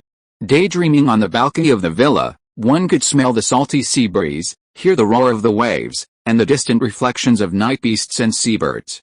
Yet, there was no disturbing human voice. It allowed one's mind to unconsciously disperse, forget everything, and focus on thinking. Lorraine was thinking about Belle. He was rarely entangled with this old classmate who had come to his door. What should I do with him, Ship? Captain, a timid cry came from behind him. Noah. Lorraine turned around with a wry smile and helped Noah over from the balcony next door. It's night, can't you sleep? Sister Hannah asked me to come. Noah gathered her skirt, her voice timid, her face flushed. Hannah? Where is she? She is looking at Belle Judea. Lorraine suddenly realized, tell her not to go there in the future. Even if classmate Judea is really up to something, it is impossible to tell anything when they are alone. His answer made Noah stunned for a long time. Captain, you and Mr. Judea, are you familiar with each other? Publicly, Lorraine nodded without comment. He is my classmate in the Naval Academy. I am first and he is second. He is better than me in ship handling, and I am better than him in other subjects. Sir Leighton once hoped that he could become my deputy. Because of my age, the Sir was worried that I would not be able to be promoted faster than Lieutenant Commander Nelson. Nelson? The Navy, it's a small world, isn't it? Horatio Nelson is the most outstanding graduate that Plymouth Naval Academy has produced in recent years. Unfortunately, he began his internship on board ship soon after entering the academy, and all his subjects were completed on warships. Therefore, the more outstanding he is, the more he is regarded as a thorn in the side by the academic school. This is a factional dispute within the Naval Academy. My mentor has always hoped that I can become a better officer than Nelson, so as to prove the necessity of systematic teaching. School matters. I've never heard you talk about them before, didn't I drop out? This kind of past event can't prove anything, and I don't need this experience to show off. Noah nodded seriously. Captain, is Belle Judea an excellent helmsman? More than excellent, he's top-notch. Lorraine crossed his fingers and sat down. He excels at short, irregular changes of direction and finally controls the angle of heel using wave surges. As a helmsman, he's flawless on both offense and defense. He also possesses excellent sailing skills and command abilities, meaning he can coordinate all operations on the aft deck single-handedly. Once engaged in a naval battle, the captain can focus completely on engaging the enemy, a skill not possessed by most excellent helmsmen. Top-notch sailor, Noah had never before thought highly of someone's sailing skills. Even for the most expert crew members, Kren and Acheron, Lorraine's assessment was mixed, acknowledging their exceptional talents in certain areas while also noting their shortcomings in others. In that case, Belle's talent is hard to come by. But Noah was even more confused. Since Mr. Judea possesses such rare talent, what is the captain hesitating about? Intention. I can't see the intention of this old classmate. Intention, apart from the academic competition. Judea is my only friend in the Naval Academy, Lorraine whispered and recalled the past. Plymouth Naval Academy is a place where elites gather. Most of the cadets are from aristocratic families. The few commoners are older and well-off, and many of them have made meritorious contributions in naval battles. I'm the only illegitimate child and the only pig in there, but I'm also a top student, he sneered. My classmates naturally hate me, with Judea being the only exception. His grandfather was once an important figure in the Whig Party, but he became the most die-hard Jacobite in the Glorious Revolution. James I failed in the political struggle and went into exile in France, but the old man chose to stay in England and be loyal to Mary and William. Because of these actions, his grandfather was called the shame of the Whigs and was ostracized and oppressed by the entire aristocracy. The Earl was ordered to stay at home idle, the family's vassals refused to recognize their lord, and even their own territories were eaten up by businessmen with backers. His grandfather died of depression because of this, and at the funeral, the Whigs even tried to deprive his family of their titles. As a result, this proposal was rejected by the two kings, and the Whigs could only implement the second plan, announcing that the title would be retained by the House of Lords until a suitable heir recognized by the nobles appeared in the family. So when Judea was born, his family had become a poor family with an empty title of Earl, but could only make a living by running a bakery. He was privately called the alternate Earl of Brand by his classmates at the Naval Academy. He was a guy who was even more hated than me, Lorraine sneered. Two hated guys snuggle together for warmth. I was a frequent visitor to their bakery, and during the holidays, he often came to Tavistock at the invitation of his mother. I know how obsessed he is with restoring the glory of his family. When he resold arms to me in Southampton, I even thought it was Shaq's instruction, the captain's brother, aren't you? Who knows? Maybe he wants to find something to hold against me so that he can kick me back into the quagmire one day. Lorraine shook his head. The key is that I have to accept those guns at that time. Compared with a decisive battle to break up the diplomatic relations, certain hidden dangers are tolerable risks. But Mr. Judea was tried by your brother. Does this prove that it was his own wish to sell the guns to us? This is what I can't guess the most. According to my understanding of Judea, he would not allow himself to become a criminal for money, but now, the criminal bell is resting in my guest room. Noah suddenly panicked. Captain, if he is really your brother's spy, our smuggling has been exposed. The smuggling hasn't even started yet. Lorraine looked at the stars, his voice confused. Edward Kenway is just a newcomer. Logically, it is not enough to attract the attention of Major General Drake. But if everything Judea said is true, what happened in the past few years of joining the army? What did he hide from me? Is the captain curious? Not curious, but I don't dare to use him without untying this knot. Yes. Noah fell silent, and the number of people on the balcony grew from 1 to 2, sitting back to back in silence for over half an hour. Ship. Captain. After a long silence, Noah stood up, head bowed, biting his lip and hugging Lorraine's head. Captain, when the Roma people are wandering, they often encounter caravans of expelled people, she said. You know, many places in Europe are hostile to us, especially the Roma people who believe in paganism, which will bring fatal disasters to the entire tribe. Do you know how we solve this problem? How to solve it? Go to the last town where he settled before he was expelled. Walking into a trap, it's almost the same as walking into a trap. If he was expelled because of paganism, once we enter the town, he will be captured by the church. We will try our best to become accomplices of the church and will not be implicated and killed by him. If not, this is just an ordinary journey. He just follows the new tribe to wander to the old place and does not need to be afraid of anything. You mean, we take Judea to Hamilton for excitement? No need for that. Noah waved his hands in panic, because you said that Mr. Judea has a deep obsession with restoring the glory of his family, and I think, Noah raised his chin and looked at Lorraine bravely. I think if he's a spy sent by Mr. Drake, then the story of him absconding from justice must be false. No matter how many details they prepare, they wouldn't dare issue a formal warrant. So all you need to do is search Kingston for the warrant, and you'll know the connection between Mr. Judea and Mr. Drake. Wanted warrant. Lorraine's eyes lit up, and the more he thought about it, the more he felt it was a brilliant idea. The key point was finding the warrant in Kingston. Kingston wasn't under Shaq's control. If Bell's warrant reached there, it would mean it would reach England and the House of Lords. Even if it was later rescinded, the House of Lords would use it as an excuse to continue to disqualify Bell from inheriting the earldom. Spy Bell would never allow such a thing to happen. Only criminal Bell would be powerless to prevent such an outcome. Noah, you've done a great deed. Lorraine was overjoyed, scooping Noah up and spinning him around. Noah let Lorraine perform the entire routine in a daze. Even after her feet touched the ground, she still felt dizzy and dizzy. Her face flushed blood. Captain, you've done a great service. It's so nice of you to talk to me tonight. P.S. After the Glorious Revolution, Catholic James II, who wanted to pass the throne to his newborn son, was deposed by the rebellious nobles and fled to France. The English throne passed to the original heir, Mary, and her husband, William. Thus, during the reign of Mary II, England had two kings. The apparent trigger for this was James II's violation of the Act of Oath, which not only granted public office to Catholics but also issued the Declaration of Tolerance, which promoted Catholicism in England.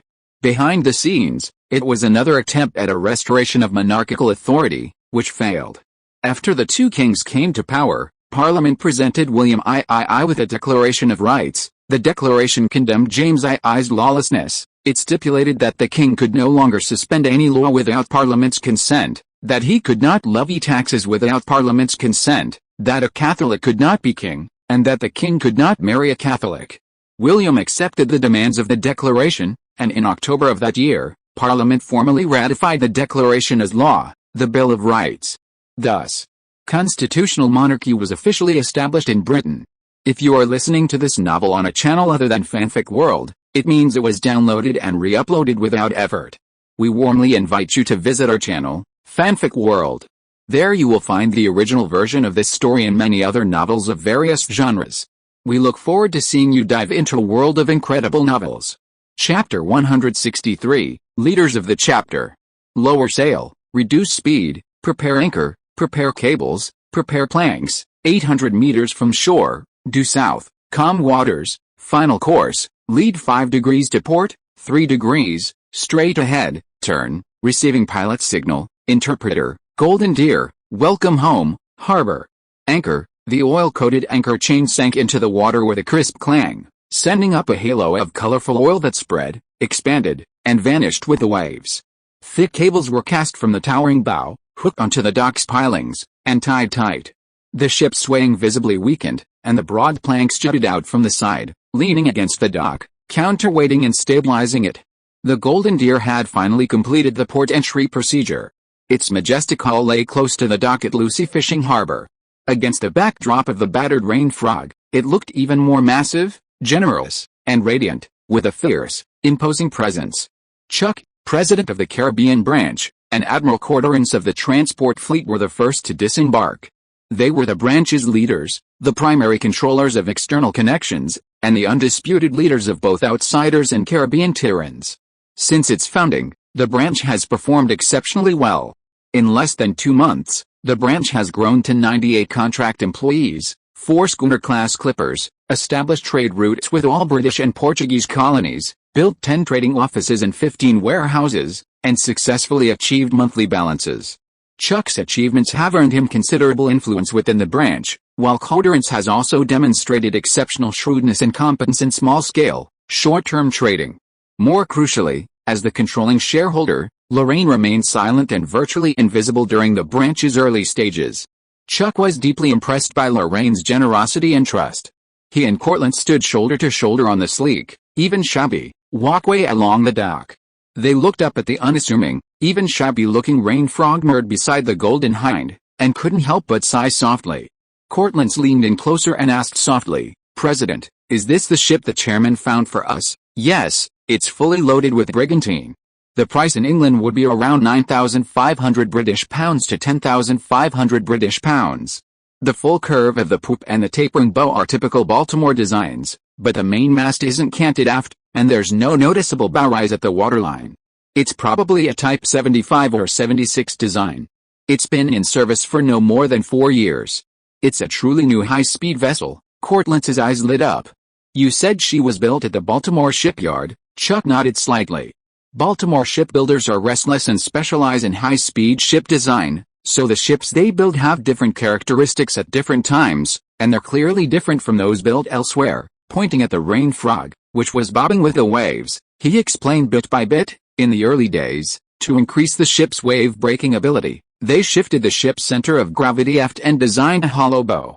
This type of ship has a noticeable upward draft, but a ship with an upward draft is not conducive to naval warfare, so they quickly abandoned this design. However, they were reluctant to give up the tilt angle of the mast generated by the upward movement of the ship. About 10 years ago, Baltimore began to introduce high-speed ships with tilted mainmasts, especially square-rigged ships.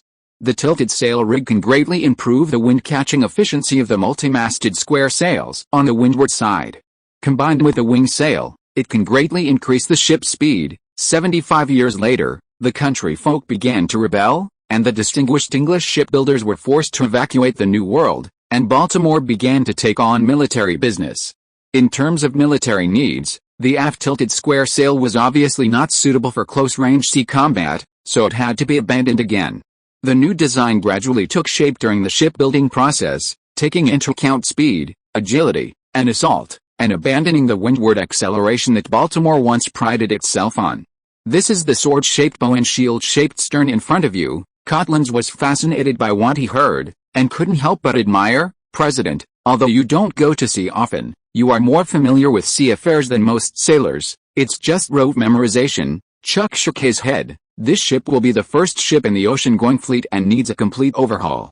Damn it, Miss McCarthy's letter clearly said that the chairman seized the ship from a group of pirates during an expedition, and it had never experienced a naval battle. How could it be so broken? A born pirate, a beast in human form? Quarterance didn't understand what the Rain Frog had gone through to become its current glory, but he was more concerned about another sentence from Chuck. President, you said we should start planning to build an ocean-going fleet. What about the admiral of that fleet? I've discussed it with the vice president. You'll be the admiral of the ocean-going fleet. He'll select a suitable first mate and helmsman for you. You'll have to recruit the rest of the sailors yourself, preferably from the military. You know they'll become the backbone of the fleet. Quarterance's eyes lit up with excitement. Thank you, Presidents, for your trust. I happen to have a few old friends who are both skilled and virtuous. They're not having a good time in the Navy, then work hard, my admiral. While Chuck and Quarterance were chatting, Leonard and Olmert also disembarked, shoulder to shoulder, and lazily strolled over to Dylan, the pilot. Is that the girl the first ship the captain found for the branch? Olmert glanced at the Rain Frog with a raised eyebrow. Dylan shrugged nonchalantly. I heard from the gunnery officer that to keep this ship safe, the captain sacrificed over 30 pirates on Lake Pontchartrain. They headed on board? Or jumped on deck to feed the fish, hanged.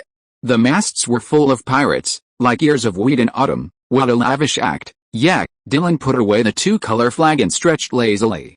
It's brigantine again. It reminds me of those days aboard the Papillon. She was such a good girl, especially that shot at the Golden Hind skirt. Back then, we never imagined the Golden Hind would become our woman. The three old brothers leaned their heads together and sighed. According to Lorraine's business philosophy, outstanding crew members who have been tested and honed will eventually become the backbone and core of local chambers of commerce, and 40 is the threshold for them. After 40, in principle, no shipboard work is assigned to those over 40, so of the three, only Olmert still has a brief period of sailing. The old comrades knew this was Lorraine's good intention, but accustomed to chasing the wind and playing with the waves, they quickly struggled to adjust to the solid ground beneath their feet and the tranquil life before them. The desire to gamble their lives, the desire to take risks, the desire to get hurt, all sorts of thoughts gnawed at them in their dreams. Decadence and emptiness became the greatest enemies of their new lives. Perhaps, the trivialities of family life really needed to fill this emptiness? Leonard pondered this, raised his hand, and patted Dylan and Olmert's shoulders firmly. The letter has arrived from Southampton. The first trading ship, loaded with Scandinavian swords, will sail no later than April. Since we've chosen a most established low-latitude route, you'll definitely be able to enjoy breakfast cooked by your wives in early May. Dylan's face suddenly trembled with shock. What? P.S. The hollow bow, shield-shaped poop, aft set center of gravity, and aft-raked mainmaster, all characteristics of the Baltimore Clipper, the most famous high-speed ship of the sail era. First, this type of ship isn't specific to any particular type. Any fast ship with the above characteristics is considered a clipper. Second, clippers are extremely ill-suited to broadside engagements. In fact, most clippers were purely merchant ships, lacking armament to avoid shifting their center of gravity with their heavy guns. Third, the first true clipper appeared in the mid-19th century, with a rainbow in 1845, but related design attempts have a long history. Fourth, the fastest clippers in history were the English Sempira and the Scottish Cutty Sark. The cover of Pirates features a painting of them racing in the Indian Ocean. In one sailing race, their top speed reached a remarkable 25 knots. Chapter 164, Invitation from the Windward Islands. Responsible for welcoming the Golden Hind and the four branch leaders was, of course, Miss Aoife McCarthy, the manor steward and the branch's liaison to headquarters. In just 3 days, after receiving Lorraine's official appointment, the contented Miss Aoife had been rapidly improving her aura, evolving at a rate of 18 times a day. She had long since shed the rustic air that lurked beneath her innocence and diligence. Her delicate makeup, calm demeanor, long hair simply held together with hairpins and ribbons, and her fitted black tuxedo and voluminous, pure white lace-trimmed skirt all embodied the dignity and competence of a steward. She bowed lightly to the guests, 2 presidents, 2 admirals. The master awaits you at the manor. There will be a sumptuous English breakfast. I hope you enjoy your meal. This was her only greeting. Afterward, Miss Aoife turned proudly, her chin raised high, and as her eyes glanced at Chuck, she snorted, a faint, nasal hum.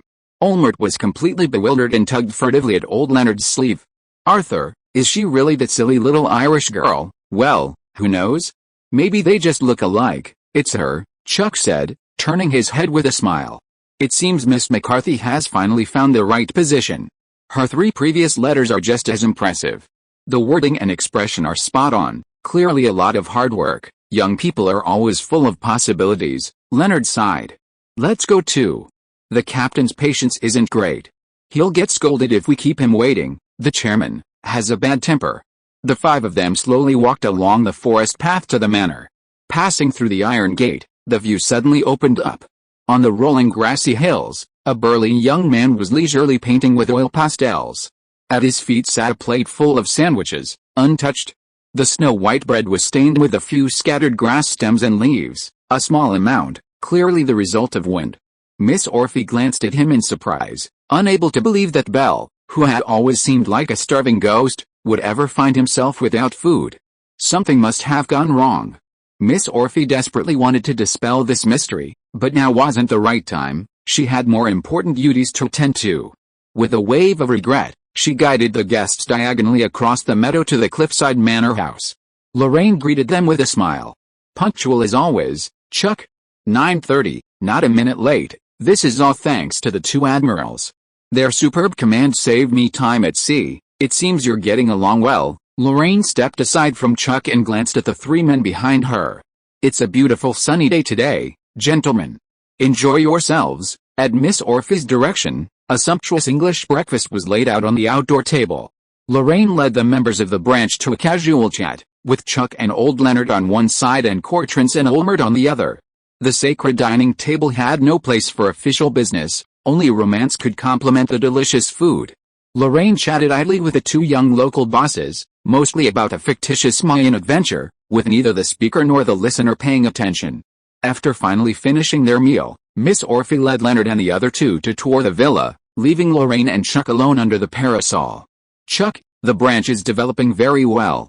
Sugar, coffee, spices, fruits and grains, apart from North America, the specialty products of the New World are relatively single, and the current environment cannot accommodate the lucrative Central and North American triangular trade. You are right to focus on South America, Chuck nodded. The trade between the Caribbean and South America can only ensure the self-sufficiency of the branch.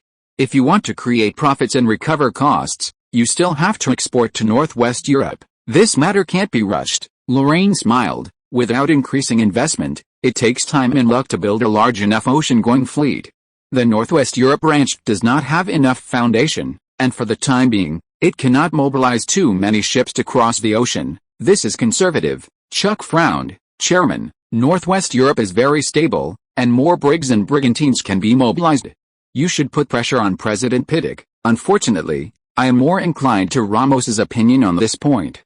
Northwest Europe is still in the development stage, and there is no reason to actively increase operational risks. If that's the case, it may take 2 years for the Caribbean to recover its investment. 2 years is just 2 years. Our greatest asset is our youth. What's more, as long as I can bring back more ships, the time to turn losses into profits will only be shorter, not longer. Gambler's spirit, Chuck sighed with a complicated expression. In fact, I hope my employer is a pure businessman. We are privateers. We take things by trickery and plunder. Even if we only talk about legal means, we have many more choices than those ordinary businessmen.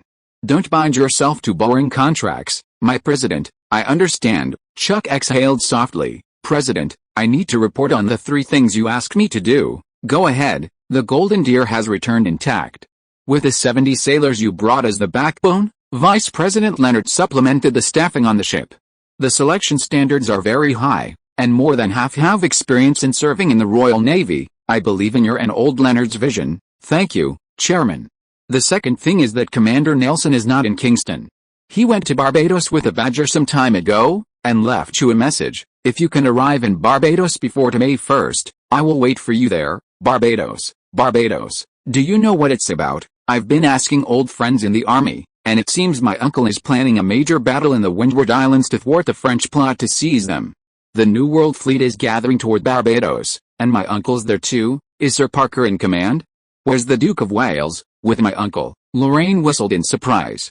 The Duke of Wales was Sir Parker's flagship, a 98-gun, second-class battleship, and the overall flagship of the Royal Navy's New World Fleet. If even she joined the battle, it meant Sir Parker wasn't content with simply expelling or thwarting the enemy this time, but was instead preparing a campaign with a clear purpose.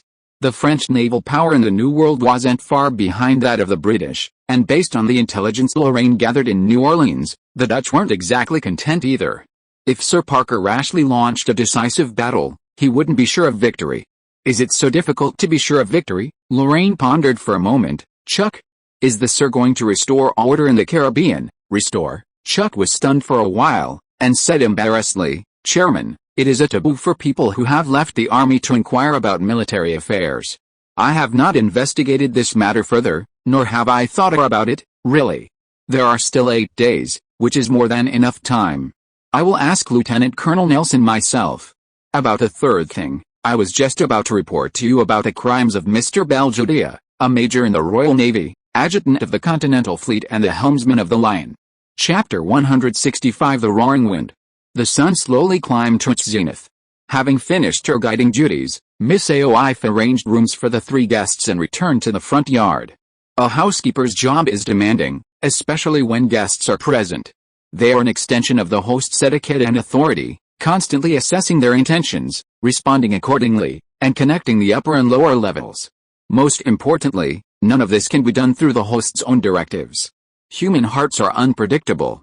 If a housekeeper's actions cause dissatisfaction among the guests, the host, who has never given instructions, can resolve the awkward situation with timely and appropriate measures, saving both their own reputation and the guests' embarrassment. Tolerating mistakes and trial and error are the responsibilities of a housekeeper. To ensure a successful reception for the first time in her life, Miss Aoife prepared 3 plans in advance. She also consulted with Hannah and Noah, deciphering Lorraine's intentions and thoughts.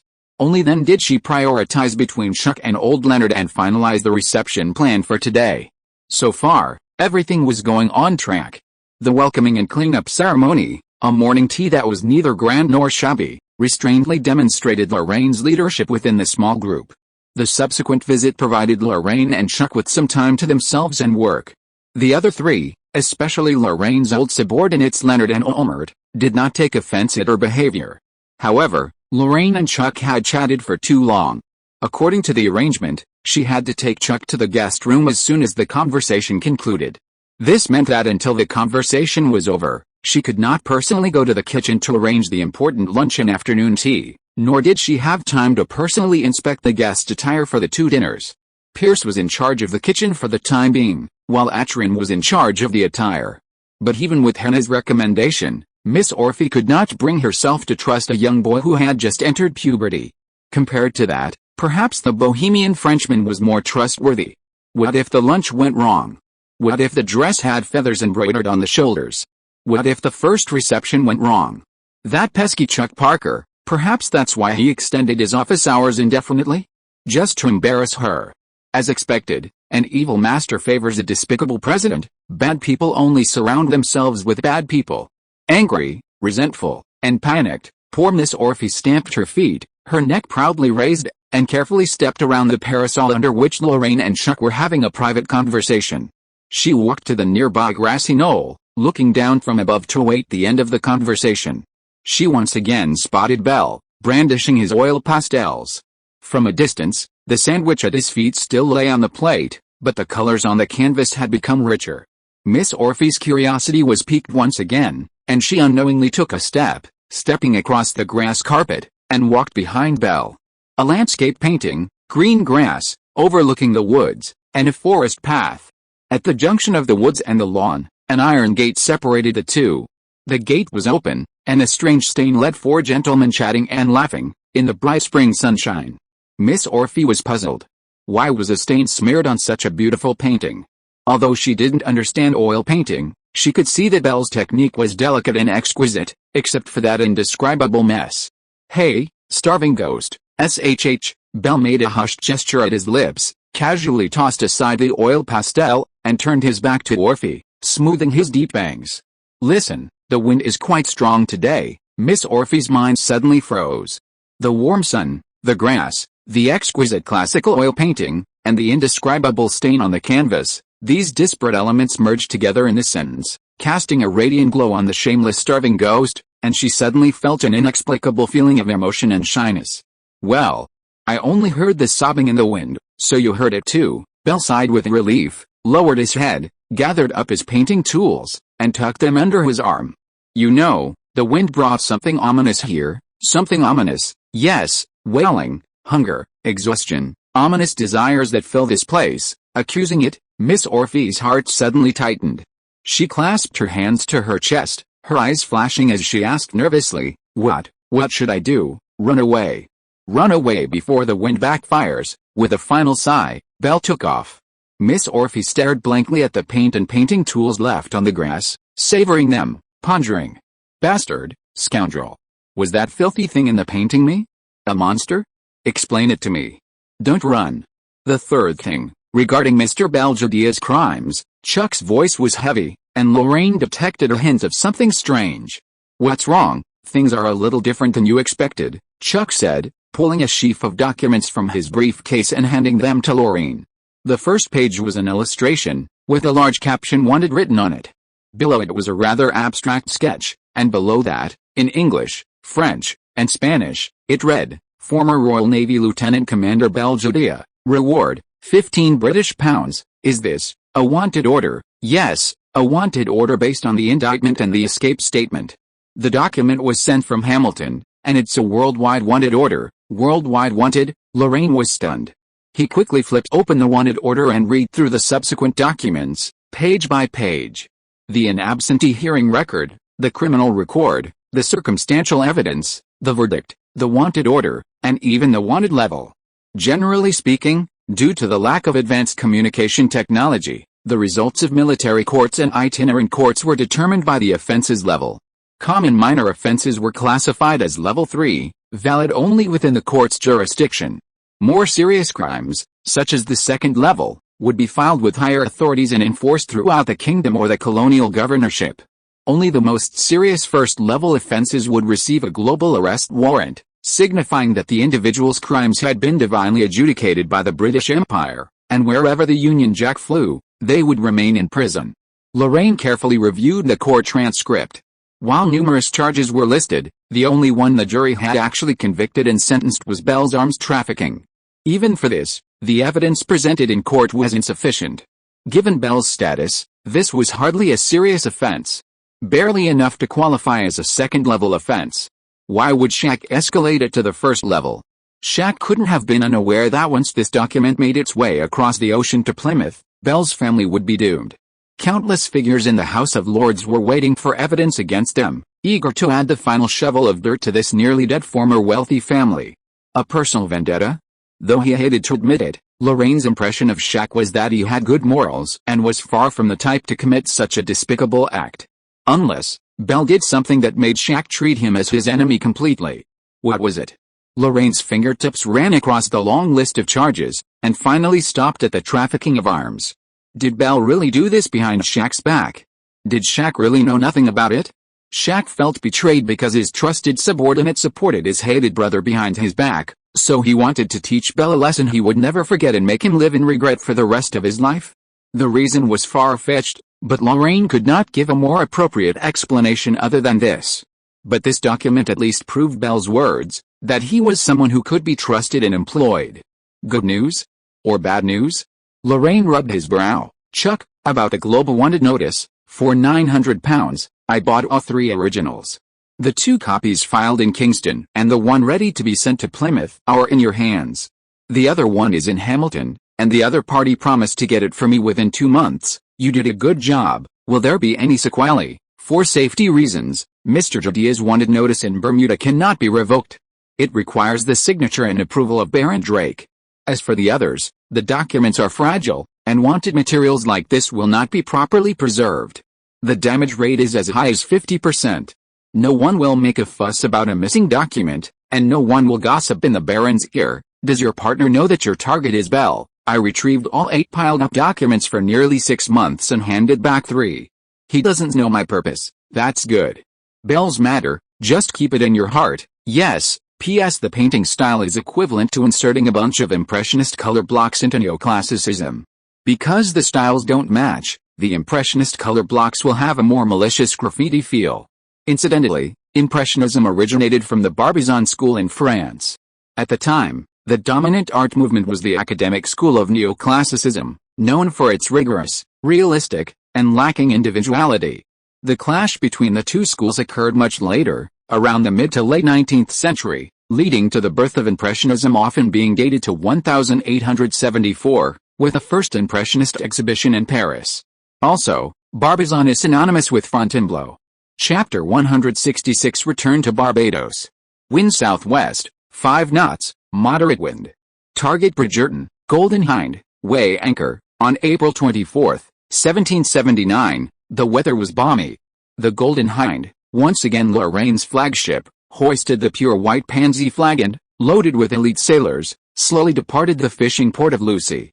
At Lorraine's command, she turned, hoisted the sails, and plowed through the waves. For the first time, Lorraine truly felt the wonder of playing two roles. Even though he had only been back in Lucy a dozen days, and had fought on Lake Pontchartrain not long ago, the dust of battle still lingered, the memories still fresh. Standing at the bow of the Golden Hind, it felt like a long time had passed. Indeed, Edward Kenway's battles were Edward's, while Lorraine Drake hadn't commanded a ship at sea in over 2 months. Such a long rest was almost unimaginable for a seaman. He could almost hear the rasping grind of every joint in his body, the sea breeze greasing them, their joints twisting with the waves. He desperately needed a real adventure to regrind and revitalize them.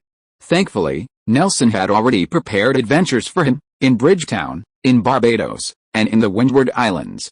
That was now the focal point of the Caribbean, where British, French, and Dutch warships converged, using Barbados and Martinique as pivot points to cover the entire Windward Islands. Lorraine smelled a major battle, and unlike any previous battles, this was a true battle, a formal challenge from the world's best to the world's strongest. How exciting! White Ear, having successfully lost weight, leaped onto Lorraine's shoulder, meowed, and licked Lorraine's face with his warm tongue. Then, contentedly, he lay down, curled up, and dozed off with his eyes closed. Henna and Noah appeared behind White Ear, laughing. White Ears doesn't like Edward. Henna poked White Ear's little head. The grease used to adjust the skin color has a strange smell, which covers up your smell. Lorraine shrugged non-committally. Jenny and McCarthy like it very much. On Edward's shoulders, they don't have to worry about White Ear's sneak attack. What a pity. Carmen is still in New Orleans, and Jenny and McCarthy don't want to leave her. It's right to keep her. She won't be useful in what comes next. It's more valuable for her to stay in New Orleans. Noah blinked his big eyes with curiosity. Captain, do you know what we are going to do? Although the intelligence is incomplete, Lieutenant Colonel Nelson's invitation is likely to participate in the war as mercenaries. As for the combat mission, that's not important. Someone will always tell us, join the war. Noah's face turned pale. With a regular navy, I don't know. Lorraine pursed his lips helplessly. After all, times are different. In the Francis era, privateers were the backbone of the navy. Even when facing the regular navy, they were not at a disadvantage. Now, ships above the 3rd level are in another world. With firepower like the Golden Deer, they don't even qualify to join the battle. Level 3 and up. Level 3 ships have 74 guns, Level 2 ships have 90 to 98 guns, and Level 1 ships have 110 guns. The main battle tanks all have 32-pounders. Of course, there are no Level 1 ships in the New World. The most powerful are the new Level 3 ships, with the most guns. The largest ship is Sir Parker's flagship, the Duke of Wales. Noah nodded, half understanding, making Lorraine chuckle. Don't worry, mercenaries have the right to review and select their own combat missions. I won't let us become cannon fodder. Yes. Although the sailors were divided into 2 groups, the Golden Hind's combat effectiveness was not greatly affected, thanks to Bell's addition and the elite sailors. On this voyage, the Golden Hind was fully staffed, with a total of 250 sailors. 20 of them were veterans who had followed Lorraine since the days of the Butterfly Flower, and 50 were elites selected from England, who had navigated the stormy high-latitude Atlantic routes with a Golden Hind. Of the remaining 180, 106 had naval experience, with a minimum of 2 years of service and no prior record of misconduct. The final 74 were strong, healthy young men, aged between 14 and 18, making them ideal candidates for interns. This spindle-shaped personnel structure, balancing trust, competence, and drive, was both balanced and stable, resonating with the elder Leonard's approach and tenacity, which endeared Lorraine to him. The seaman, as always, held multiple roles. On the steering side, the newly recruited Bell was highly valued, serving primarily as helmsman and also as second mate, responsible for navigation. Henna was in charge of lookout and first mate duties, while Noah and Daniel remained in charge of divination and medicine. Pierce was reassigned to sail and galley duties, while Acherin assumed the position of third mate. On the combat side, Acherin manned the gunnery, Bell steered the sails, Henna and Noah handled the boarding, Pierce was the harpooner, and Daniel handled logistics. Lorraine, meanwhile, oversaw all matters on both sides, checking for gaps and addressing any shortcomings. While not entirely flawless, the operation was smooth enough. This was all thanks to Bell. This lazy fellow was as skilled as Lorraine, and his heritage was a direct descendant of Lorraine's. With limited manpower, he took over almost all of Henna's previous duties and nearly half of Kren and Katerina's. From the moment he arrived on board, he proved indispensable and complemented Lorraine perfectly. His performance impressed Acherin and Pierce, further confirming Lorraine's reason for attaching him. Henna was the only one worried. Aside from Lorraine and Chuck, she knew the most about Bell's situation, as Lorraine rarely hid anything from her. It was for this reason that, after Whiteear had had enough of his time and Noah had carried him back to the cabin, Henna once again stood by Lorraine's side. From the bow, you can clearly see the light of Bell behind the steering wheel. Lorraine, huh? Court records, can you keep it secret? Lorraine smiled bitterly and shook her head. I don't mind Bell and Shaq Drake becoming enemies, but Bell is much more stubborn than he looks. If he knew about this, I don't know how he would react, but paper cannot cover fire. Yes, it can't be covered, so those papers have turned to ashes now. Lorraine scratched his nose. There are 3 copies of the trial records. 2 have disappeared, and the remaining 1 will disappear before we return to New Orleans. Although there is corruption within the Navy, their execution has always been trustworthy. What if there are sequelae? It's difficult to overturn. Legally speaking, only the originals have reversal value, and the clerk's archived records can only be used for reference. In other words, once the 3 originals are burned, Bell is equivalent to being secretly pardoned. So, are you going to pretend that this never happened? I will give Bell a chance to retaliate. When the revenge is effective, I might tell him to untie this knot. Is this the best choice? There's no such thing as the best. Lorraine shook his head. It's just going with the flow. Shaq, what on earth was that bastard thinking? Chapter 167, Trick or Treat. As the capstan turned, the brand new anchor sank into the water with a clatter, pulling the red and white line, drawing a pink mist in the eyes. Bell squatted by the side, watching intently until the capstan stopped with a click, then he stood up and staggered out of the cabin. Lorraine waited by the side, his back against the mainmast. Bell saw him and grinned. Bridgetown Port, what a good port. The port area is 1,571 meters long, with 7 berths and a water depth of 9.6 meters. It has a wide view and unobstructed entry and exit. Except for the slightly defective shelter conditions, it can be regarded as a top-deep water port in all aspects. Your memory is still so good. Haven't you ever hurt your head when you were taking risks? Bell spread his hands depressedly. But I didn't expect that even if you leave the army, you are willing to serve the British Empire. There is a problem with the sentence itself. Lorraine raised 2 fingers. First, I didn't leave the army voluntarily. You know this very well. Wishes are wishes, and reality is reality. Second, I am a businessman. As long as it is profitable, any adventure can be considered. Just like you, aren't you very close to bandits? Huh? Bandits? I know bandits, don't you know them? Bell grabbed Lorraine and said seriously, tell me, which bandit group am I very close to? There are as many bandits as pirates in the Caribbean. How do I know which one you are close to? This is slander. Where on earth did you hear that from? Is it important? Very important. Important. Lorraine gently shook off Bell's hand and stretched lazily. This is a test. Since ancient times, mountains and seas have been incompatible, and privateers are also part of pirates, so according to the rules, you need to be tested. Bell rolled his eyes almost to the sky. Do you think I will believe this excuse? It's not an excuse. If there was any hesitation in your answer just now, I would have arranged a merchant ship for you to return to England. The pirate ship is an isolated island, and the standards for going to the island are much stricter than you think." Lorraine changed the subject with a lame excuse and got off the ship alone. Before he walked out of the pier, a young man dressed as a sailor ran towards him. "Excuse me, is this Mr. Lorraine Drake, president of the Drake Chamber of Commerce?" Lorraine paused suspiciously. "Excuse me, friend Rebill, second officer of HMS Badger, lieutenant of the Royal Navy. By order of Commander Nelson, Captain, I am waiting for you at the dock." Soon, Lorraine, led by Lieutenant Rebill, arrived at an inn near the docks.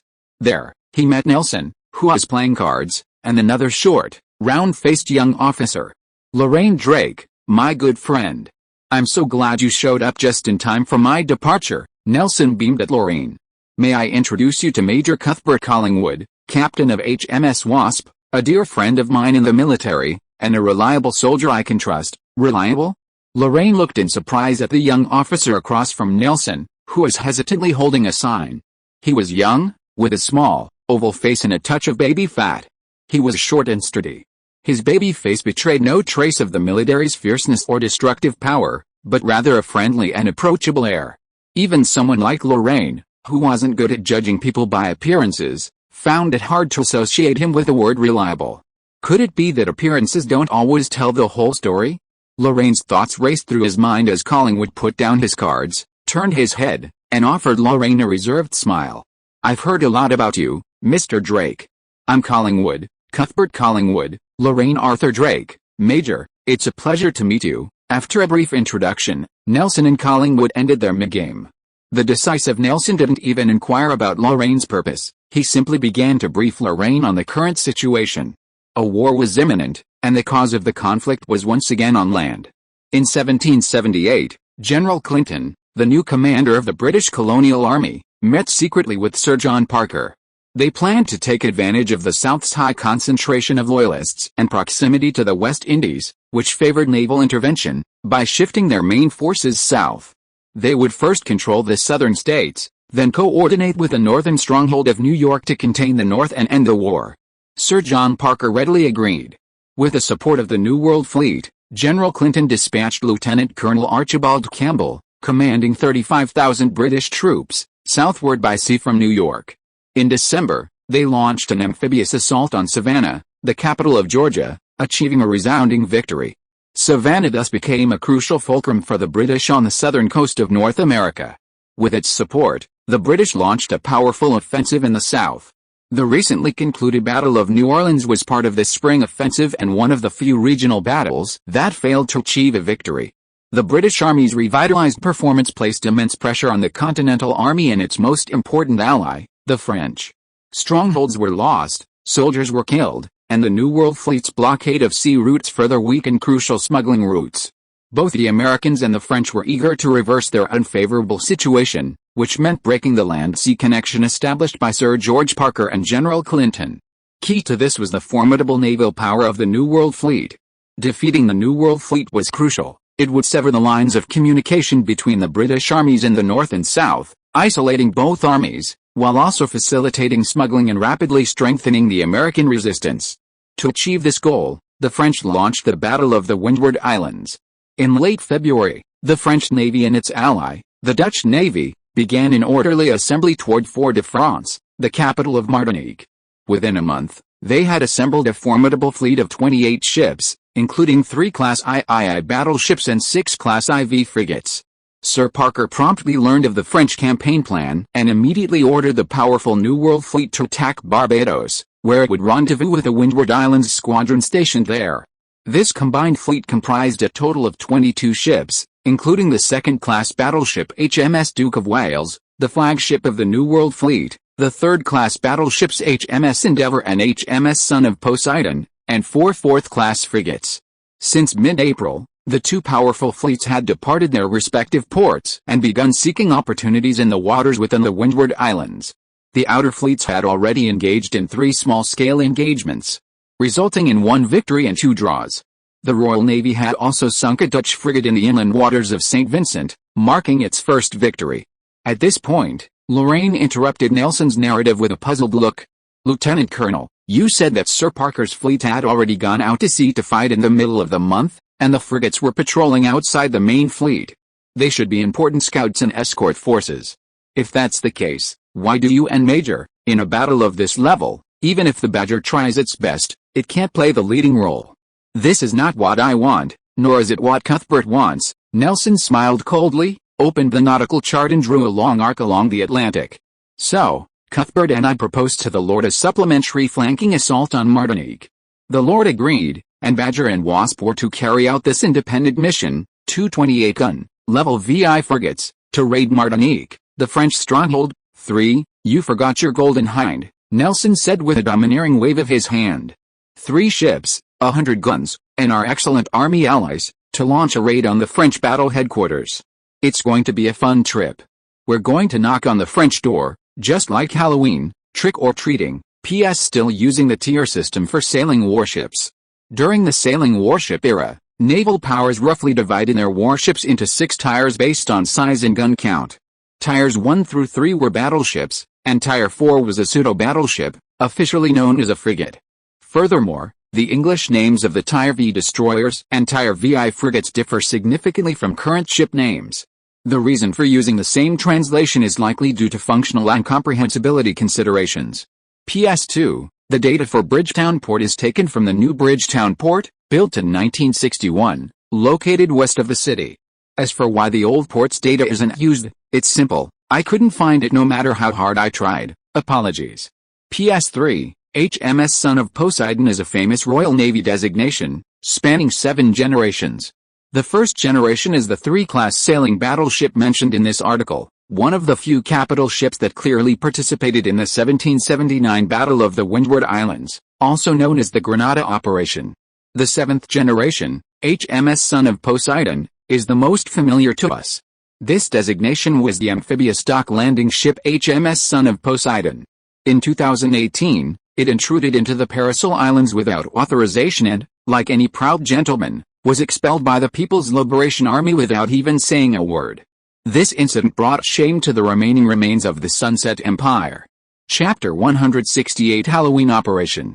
Months later, Lorraine and his golden hind returned to Bathsheba, the place where his journey to the New World began. A golden sun hung high in the sky, and a narrow plank road stretched out into the calm blue sea. In the distance, the sails of fishing boats dotted the horizon, and flocks of white pelicans noisily chased schools of fish. The plank road was bustling with activity. 3 large ships were anchored securely at the end of the road. Hundreds of strong men, driving a dozen carts, loaded the mountains of cargo boxes from the dock into the ship's holds, sorting them into their respective categories. Send ammunition and supplies to the Golden Hind. Sailors will guide the lower holds. Guns and cannons to the empty holds at the bow, and gunpowder, projectiles, and spare parts to the stern, tents, bedding, water, and medicines to the Badger, and kerosene to the Badger, too. Damn it, whoever piled kerosene and gunpowder on one cart, has he had enough? The carts and horses will be transported by the Wasp, and the horse feed will follow the horses. No chaos, the plank road is narrow, keep those 4-legged men in check, even more. And no shitting on the deck, the shouting and yelling were a chaotic scene. This land-sea collaboration, which had begun as a sudden inspiration, was tinged with chaos and disorder in every aspect. For a naval operation, this smell was enough to kill an operation. Lorraine could not understand why, with Nelson's intelligence, he would abandon the elite Marines and turn to the arrogant and mediocre colonial army for cooperation. Was there something he was hiding? In Nelson's eyes, was the army a risk worth taking for the sake of striving for success? The 8th Company of the 52nd New England Infantry Regiment, the Bastard Company. What was so special about this strange company, even with its derogatory designation, that Nelson recognized it as a trustworthy army partner? Glancing coldly at the distant dockwalk, Lorraine lowered his head and continued reading the newly acquired operational details. Operation Codename, Halloween. As a peripheral component of the Windward Islands campaign, Halloween was both an independent British naval operation in the Atlantic and a support for the main campaign in the Caribbean. According to the main campaign's schedule, this operation had to be concluded 15 days before the planned decisive battle to ensure its full effectiveness.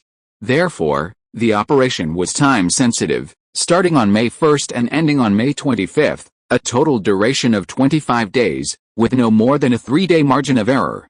The Lorraine side comprised 3 ships of the Special Operations Squadron, including the flagship, HMS Badger, its companion ships, HMS Wasp and HMS Drake's Golden Hind, and the Army, comprising the 8th Company of the 52nd Regiment, comprising 150 men, and 5 squads of 50 men from the independent artillery, for a total of 200 men. The French, however, held a comprehensive advantage in terms of manpower. Martinique had a regiment stationed on the island of Martinique, with 2 companies totaling 300 men deployed on the eastern coast, bordering the Atlantic. The French Atlantic Defense Fleet, stationed in the strategic eastern port of L'Île-Françoise, consisted of the 4th-class cruiser Andes, the 5th-class destroyer Jupiter, 4 6th-class frigates, and 2 liaison sloops. Given this disparity in forces, a frontal assault would undoubtedly fail. Therefore, Nelson and Collingwood devised a comprehensive plan of decoys and harassment, including an initial deployment of troops, midterm patrol raids, and a final assault. The goal was to capture and plunder the harbor at L'Île-Françoise, intimidate the French campaign headquarters at Fort-de-France, and thereby disrupt the enemy's deployment and establish a British advantage in the main battle.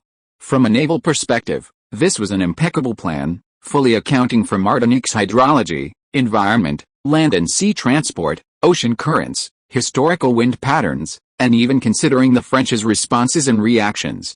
However, as an amphibious operation plan, the Army's plan was described throughout with the irresponsible phrases of improvisation and independent decision-making. There were no approved landing and evacuation locations, no marching plans, no operational requirements.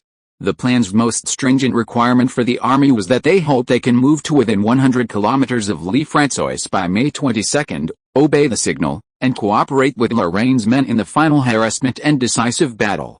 In other words, not even Nelson could guarantee that his army comrades would arrive at the starting point within the stipulated time.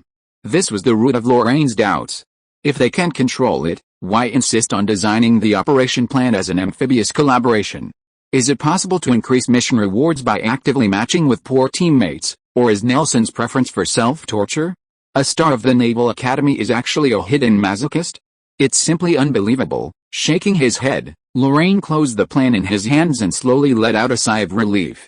To be honest, he had a strong dislike for this crude and life-threatening plan.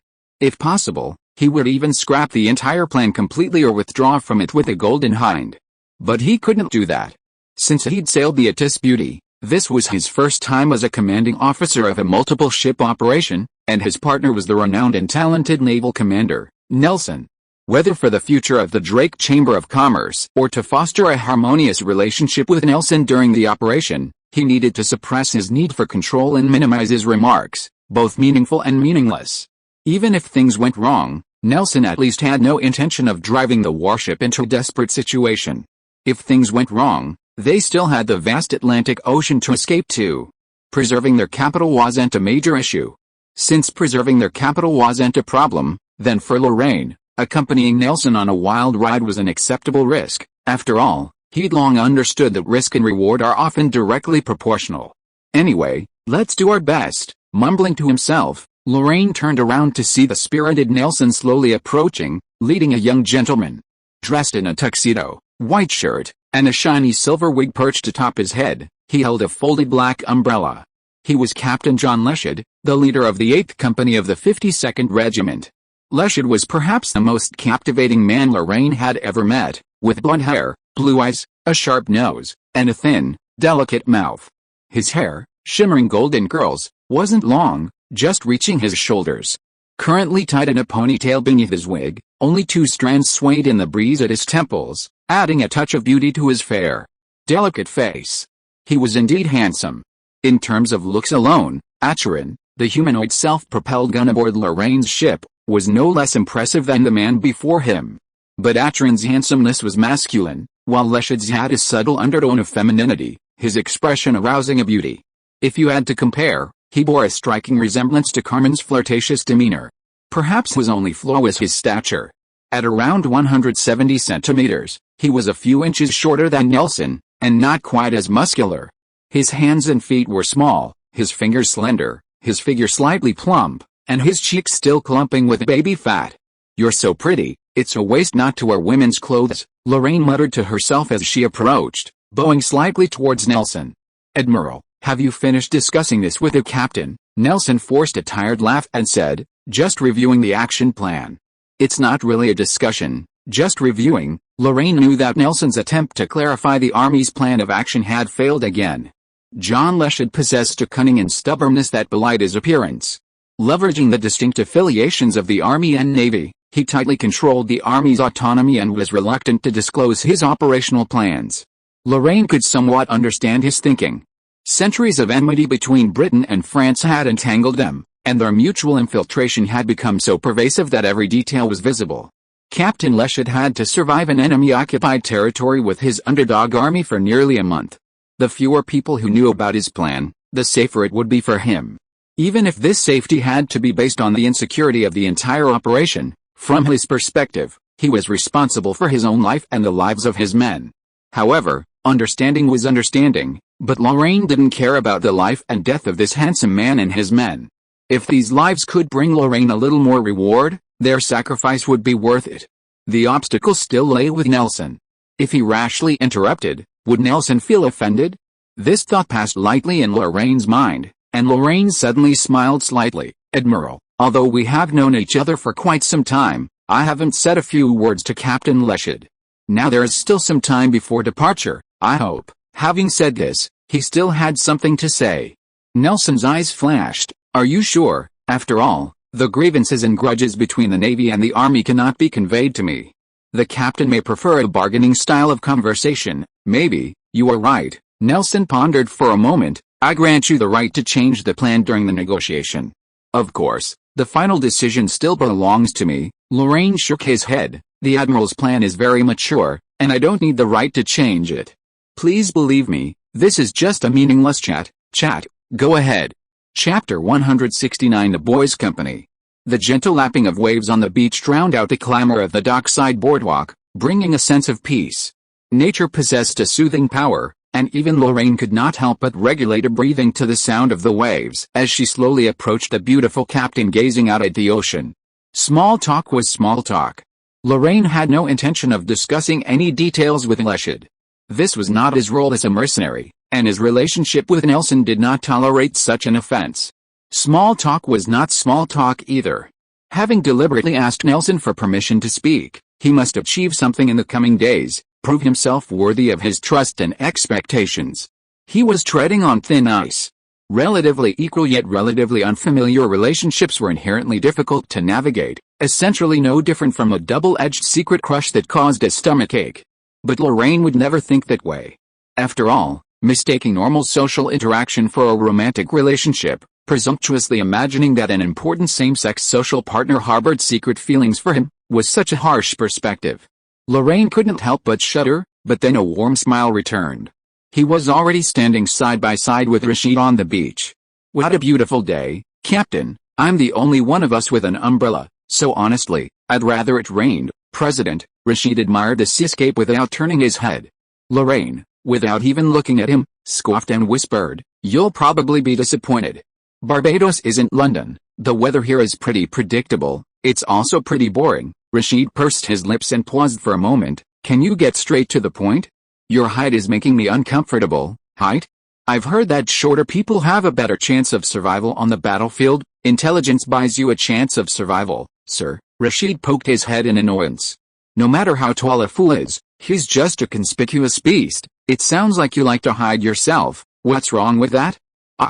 A mighty man like you probably can't understand the difference between tactics and combat. Rashid took a half step back and gave Lorraine an exaggerated gentleman's salute.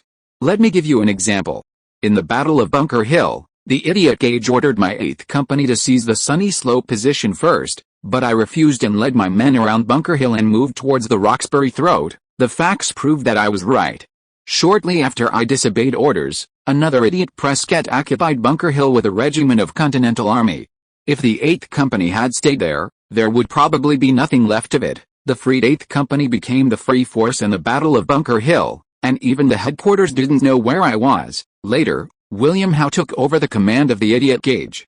When he was beaten to a pulp at the foot of the mountain, it was me who wiped out the Continental Army headquarters at the Roxbury Throat, forcing those country guys to make up their minds to retreat and avoid greater losses. At this point, Leshad raised his slender neck and looked up proudly into Lorraine's eyes from bottom to top.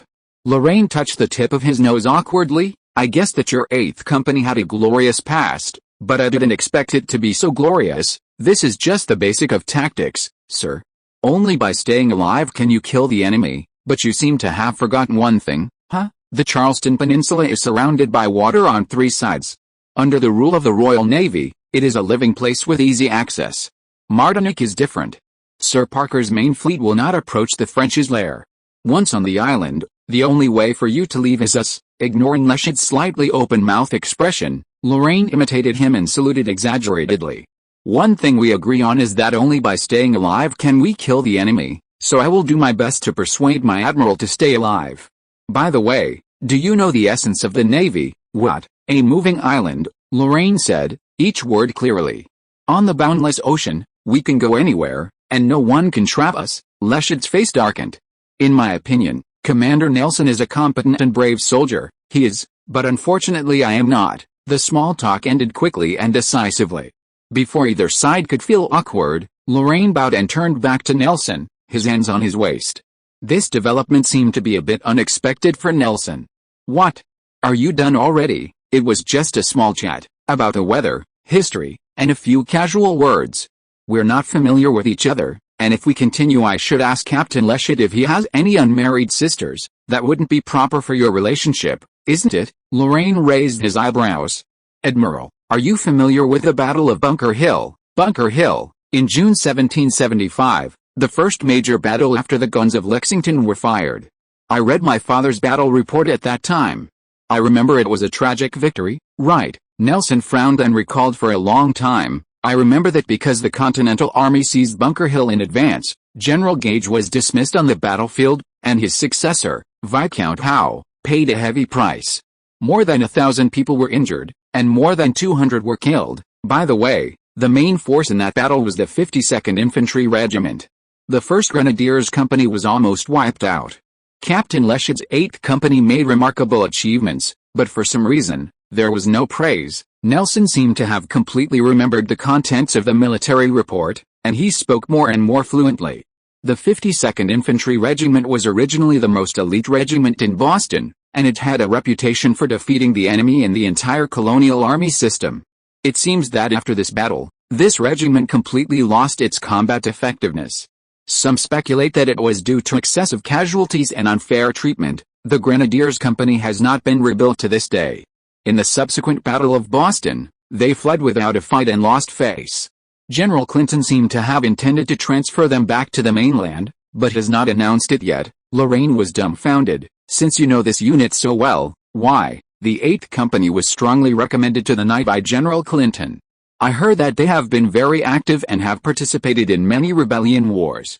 If Captain Leshid had not been bad at socializing and thus never received fair treatment, they would have become famous long ago. Boston was lost a long time ago. As you said, the 52nd Regiment has no outstanding battle record. Captain Leshid's activeness in recent years has probably replaced many partners. Is it bad to be at odds with one person and bad at socializing, but not with everyone, yet favored by the highest commander? Admiral, the Marines reviewed the plan and rejected it. They believe landing on the island would be tantamount to suicide. Nelson interrupted Lorraine calmly. I know the 8th Company and Leshid aren't good partners, but the Lord pushed through Operation Halloween simply because he trusted me. Morally and logically, I can't hold him responsible. A favor. Lorraine stared at Nelson in silence for a moment.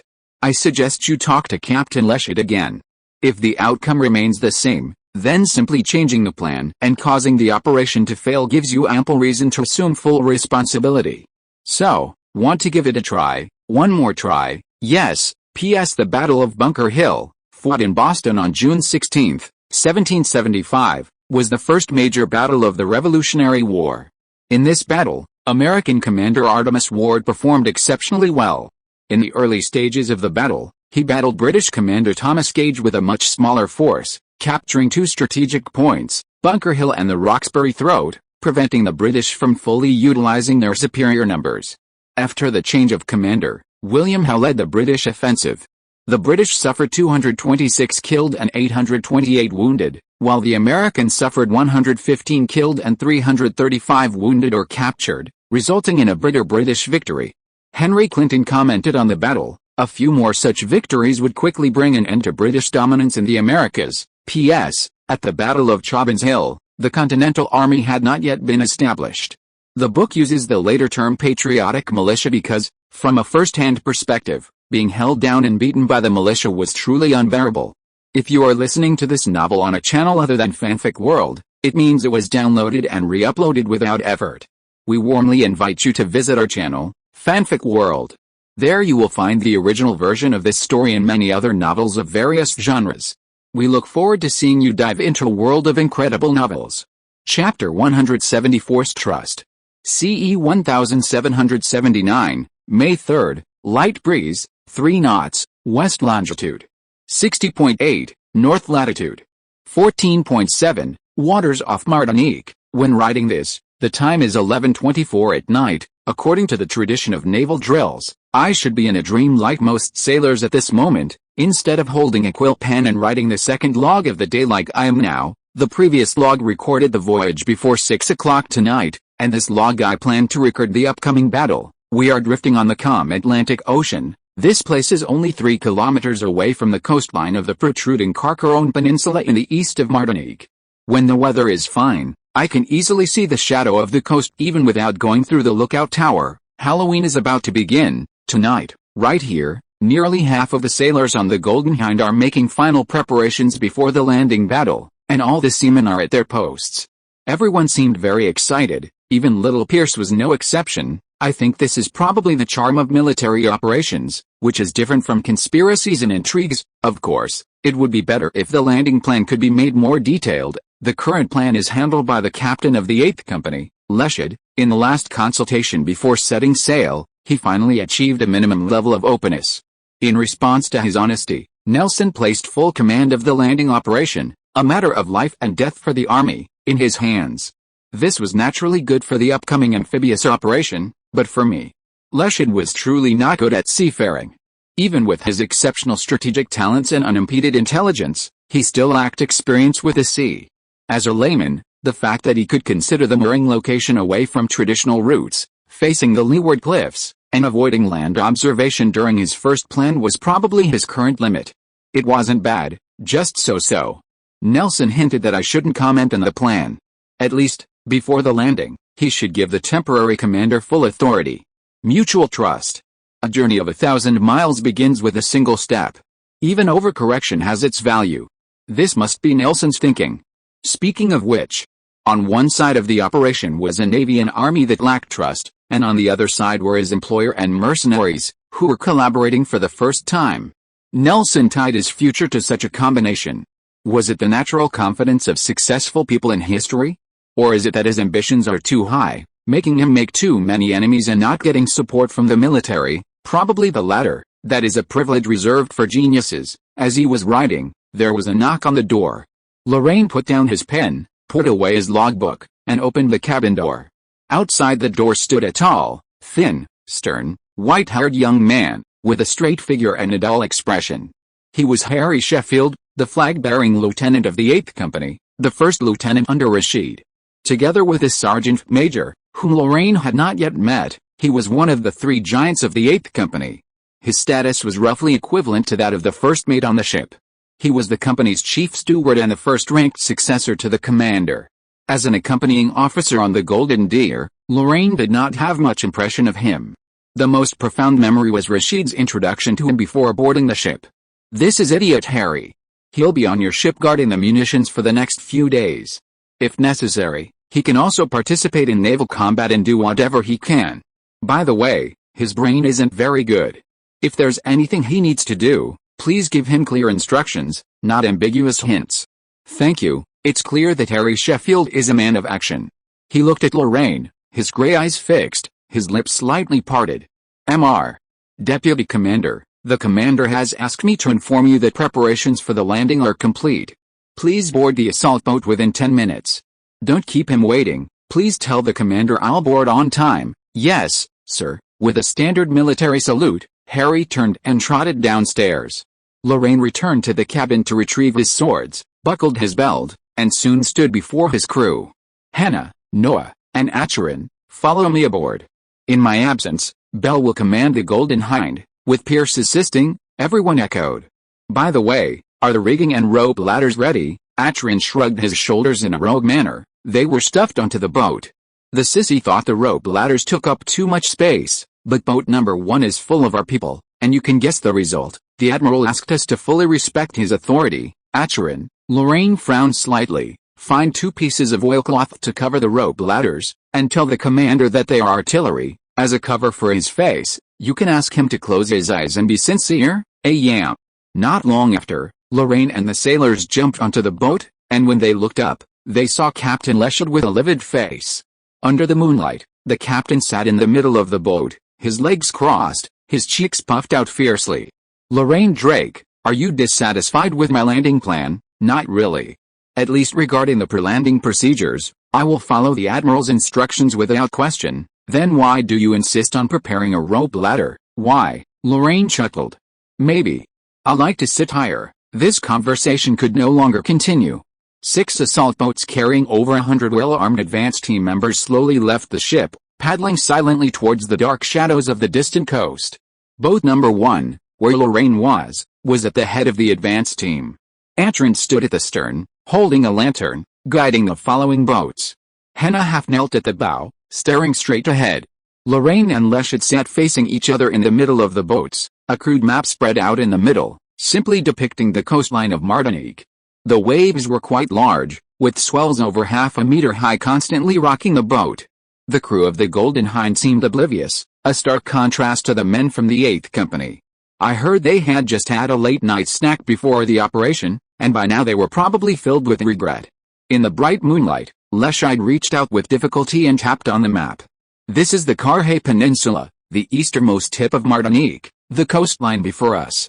It's wide in the middle and narrow at the ends.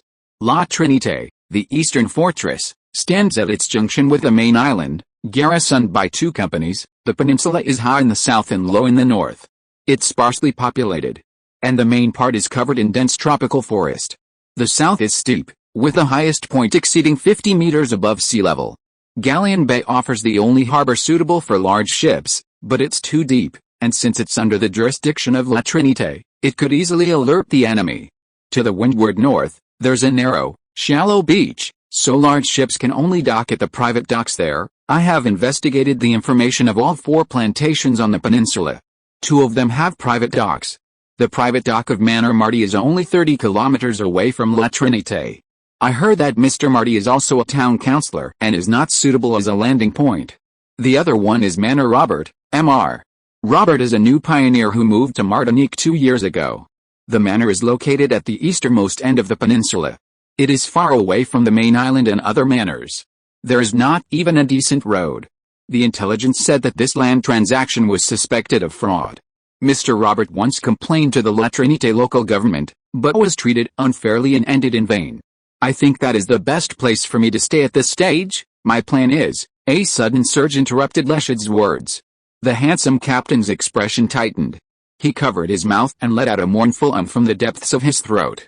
Lorraine looked at him with a half-smile. Commander, are you seasick? Damn it, Leshed cursed at the sea. The wind is obviously not strong today, and I didn't feel the waves were so big when I was on the Badger. This is not the wind and waves on the sea, it's the tide.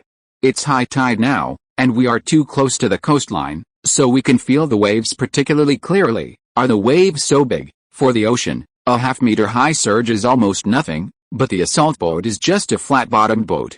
The harmless surge acting on us will lead to the current situation. Damn it. Damn it, Leshed took a deep breath. No matter what, let's continue. In order to seize Robe Wharf, we have to follow the coastline to the north shore. From the beach, Lorraine suddenly interrupted him. Sir, I have an objection. What? Listen behind us. Although this advance team is composed of both land and sea forces, the main force of the battle is your men, a total of 80 people. We have only crossed a distance of less than a kilometer, and I can already hear the sound of retching. I am very worried that by the time we get around to the north, this advance team will have lost its combat effectiveness. Then what do you say we should do? Since the villa at Robert Manor is built in the cliff, Lorraine stretched out his finger and tapped twice on the corner of the map. My opinion is simple. Climb the cliff to land and raid Robert Manor from the south. Chapter 171 Rock Climbing. Robe Cliff. This cliff, A broken formation stretches across the southern coast of the Kauai Peninsula, rising 30 to 70 meters above sea level and with a slope of 60 to 110 degrees. From above, it appears as if the vast expanse of hills has been largely destroyed by board guts, leaving only a section at the foot of the mountain, forming a natural seawall. Its true name is unknown in any intelligence. Lorraine only casually named it because the villas at Robe Manor are built atop this cliff. After all, having a name makes everything much easier. Robe Cliff stands 52.4 meters high, with a slope of 82 degrees. It's nearly straight, with jagged rocks and a rocky beach at its base, made of slabs of rock and broken reefs. It stretches from the cliff face to over 100 meters out to sea, making it impossible for large ships to approach. However, assault boats pose no problem. This flat-bottomed boat, which also serves as a lifeboat, has a maximum draft of only half a meter. Its narrow hull can fit into most passages, and the pure propeller power makes it easy to control the forward and backward movement and speed of the boat, and it can even easily turn around on the spot. In short, it is a boat born for such complex waters. Relying on the moonlight, Lorraine quickly found a hidden passage in the rocky beach. The fleet circled along the passage and advanced for more than 50 meters, but the road ahead was finally cut off. Next, let's walk. Glancing at the cliff that was so close, Lorraine slowly raised his arm. Everyone land, drag the assault boat ashore, and choose a protruding reef to tie it down. He jumped off the boat, waded through the water and stepped onto flat and smooth rock. Acheron, together with Lieutenant Sheffield, separate the sailors and men into teams and teach those landlubbers how to operate on the reef beach as soon as possible. Silence and no open flames are required. Also, bring all the rigging and rope ladders. Yes, the team got busy in silence, one leading two, supporting each other as they gathered on the rocky beach. Leshid came closer, 1 foot deep and 1 foot shallow, with an unhappy expression on his face. Rock climbing, President Drake, you actually guessed the result before you set off, right? What answer are you expecting? Lorraine stretched his arm. The situation before departure was that you got the Admiral's authorization and developed a plan that could stand up to scrutiny. There is nothing wrong with the plan itself. The beach is indeed more suitable for the advance team to land than the steep cliff. If the high tide period is avoided or the members of the advance team are replaced by sailors who are accustomed to wind and waves, everything will be perfect. However, these 2 points are unavoidable. The best time to launch a night attack is 1 in the morning. Excluding the rowing time, 11 at night is the most appropriate time to set off. You have soldiers you trust, and you will not choose unfamiliar sailors for the key advance team members. In this case, the Admiral is not in a position to question your plan, and Major Collingwood and I are in no position to point out the shortcomings of the plan. After all, our trust is limited, and without actual experience to testify, no one can guarantee whether you can correctly interpret the advice from the Navy. So, Lorraine grinned at Leshid, you can think of rock climbing as your backup plan B. Because our goals have always been the same, to win and go back alive. Leshid stared at Lorraine. President Drake, I don't like you, or rather, I hate you very much, probably. Anyway, there has never been any need for the two of us to be united. That's right, we just need to cooperate happily. So, Mr. Deputy Commander, how should the so-called Plan B be implemented? Watch your feet. Try not to step on the dark, protruding rocks. That's the high tide line. There may be moss, and more likely to be dry and slippery seaweed. The reefs are sharp, and every fall may make you see God, so avoid all possible dangers. Follow the footsteps in front, step by step. The judgment of the sailors is much more reliable than your sudden whim. Learn to obey, learn to rely on silence, follow. Rookies, the rocky beach is the territory of the ocean, not as gentle as the land. A team of over 100 men advanced slowly across the rugged, rocky beach. Unsure of whether there were night watchmen on the cliffs, they were forbidden to light torches or make loud noises. All instructions were passed in whispers, a chaotic, buzzing mess that betrayed nothing of the disciplined approach. Their distance was only 50 meters, but in the dark, obscure night, and to avoid potential danger zones, their actual route was far more winding and extended than a straight line. After nearly 20 minutes of walking at 50 meters, Lorraine's hand finally touched the cold rock face. This is it, he commanded the entire advance team to halt and rest, hugging the cliff face. Lorraine patted the ledge before him, bent down to untie the rigging, and used a sailor's knot to create a large loop, slinging it over his shoulder. Hannah, You go first and eliminate any sentries who might discover us. I'll follow, be careful." Henna nodded, leaping forward, her body clinging to the cliff face like a gecko. Her slender arms and legs stretched wide, clinging to the ledge, slithering upwards. After about 5 minutes, Lorraine spat into his palms and began climbing, following Henna's path. The task wasn't particularly difficult. Robe Cliff was a natural shale formation, with few weeds or trees on the cliff face, but countless leverage points. The only risk was that there was no guarantee the next ledge would be real or fake. If it was, Lorraine would fall with it, utterly crushed to pulp. He had to concentrate intensely, grasping and stepping on each new foothold, wary of any traps. After cautiously climbing nearly 15 meters, he suddenly heard the sound of wind overhead. Looking up, he saw a dark shadow plummeting from the sky at breakneck speed, crashing down towards his head. Even though he couldn't immediately see what the shadow was, Lorraine knew that if it hit him, he would be doomed. Gotta get away. He instinctively pressed himself against the cliff face, his eyes fixed on the large rock protruding to his right. Suddenly, he leaped. With one leap, Lorraine covered nearly 3 meters in midair. His arms stretched wide, grasping the target rock firmly. He swung, watching the dark shadow pass before him, landing with a dull thud at the bottom of the cliff. A suppressed cry of surprise echoed from the pitch-black cliffside. That was close. Lorraine breathed a sigh of relief, exerting force with his right arm to swing his body back toward the cliff face. Reaching for his toes, he quickly found a new foothold. Henna, perched on the cliff, looked up at him. The moon was bright behind him. From Lorraine's vantage point, Henna's face was completely hidden in shadow, his features and expression impossible to discern. But her emerald eyes still shone, revealing worry and self-blame, making her instantly recognizable. Lorraine raised his hand and gestured to Henna. "It's all right." Henna's shoulders trembled slightly, as if relieved. She crouched over the edge, arms outstretched, and waved flags at Lorraine. 3 sentries, 2 patrol dogs, all cleared. It was the dog that just fell. There was a minor incident during the cleanup, but it didn't alert the villa. "Don't worry, very far away from me," Lorraine said, selecting the words he could express with one arm. "Stay alert, I'm coming up." Chapter 172 Death Wanders in the Woods. That night, the 3rd Squad of the 2nd Division of the Robert Manor Guards was conducting a routine patrol around the estate. This was their primary duty. It was common knowledge that Master Robert, a new arrival, had not only had limited rapport with the gentry of La Trinité but had also fallen victim to a despicable scam, forcing him to establish his estate in such a remote location. Wild animals far outnumbered humans here. Since the estate was founded, there had been 14 cases of missing children, all concentrated in the plantation village at the edge of the woods.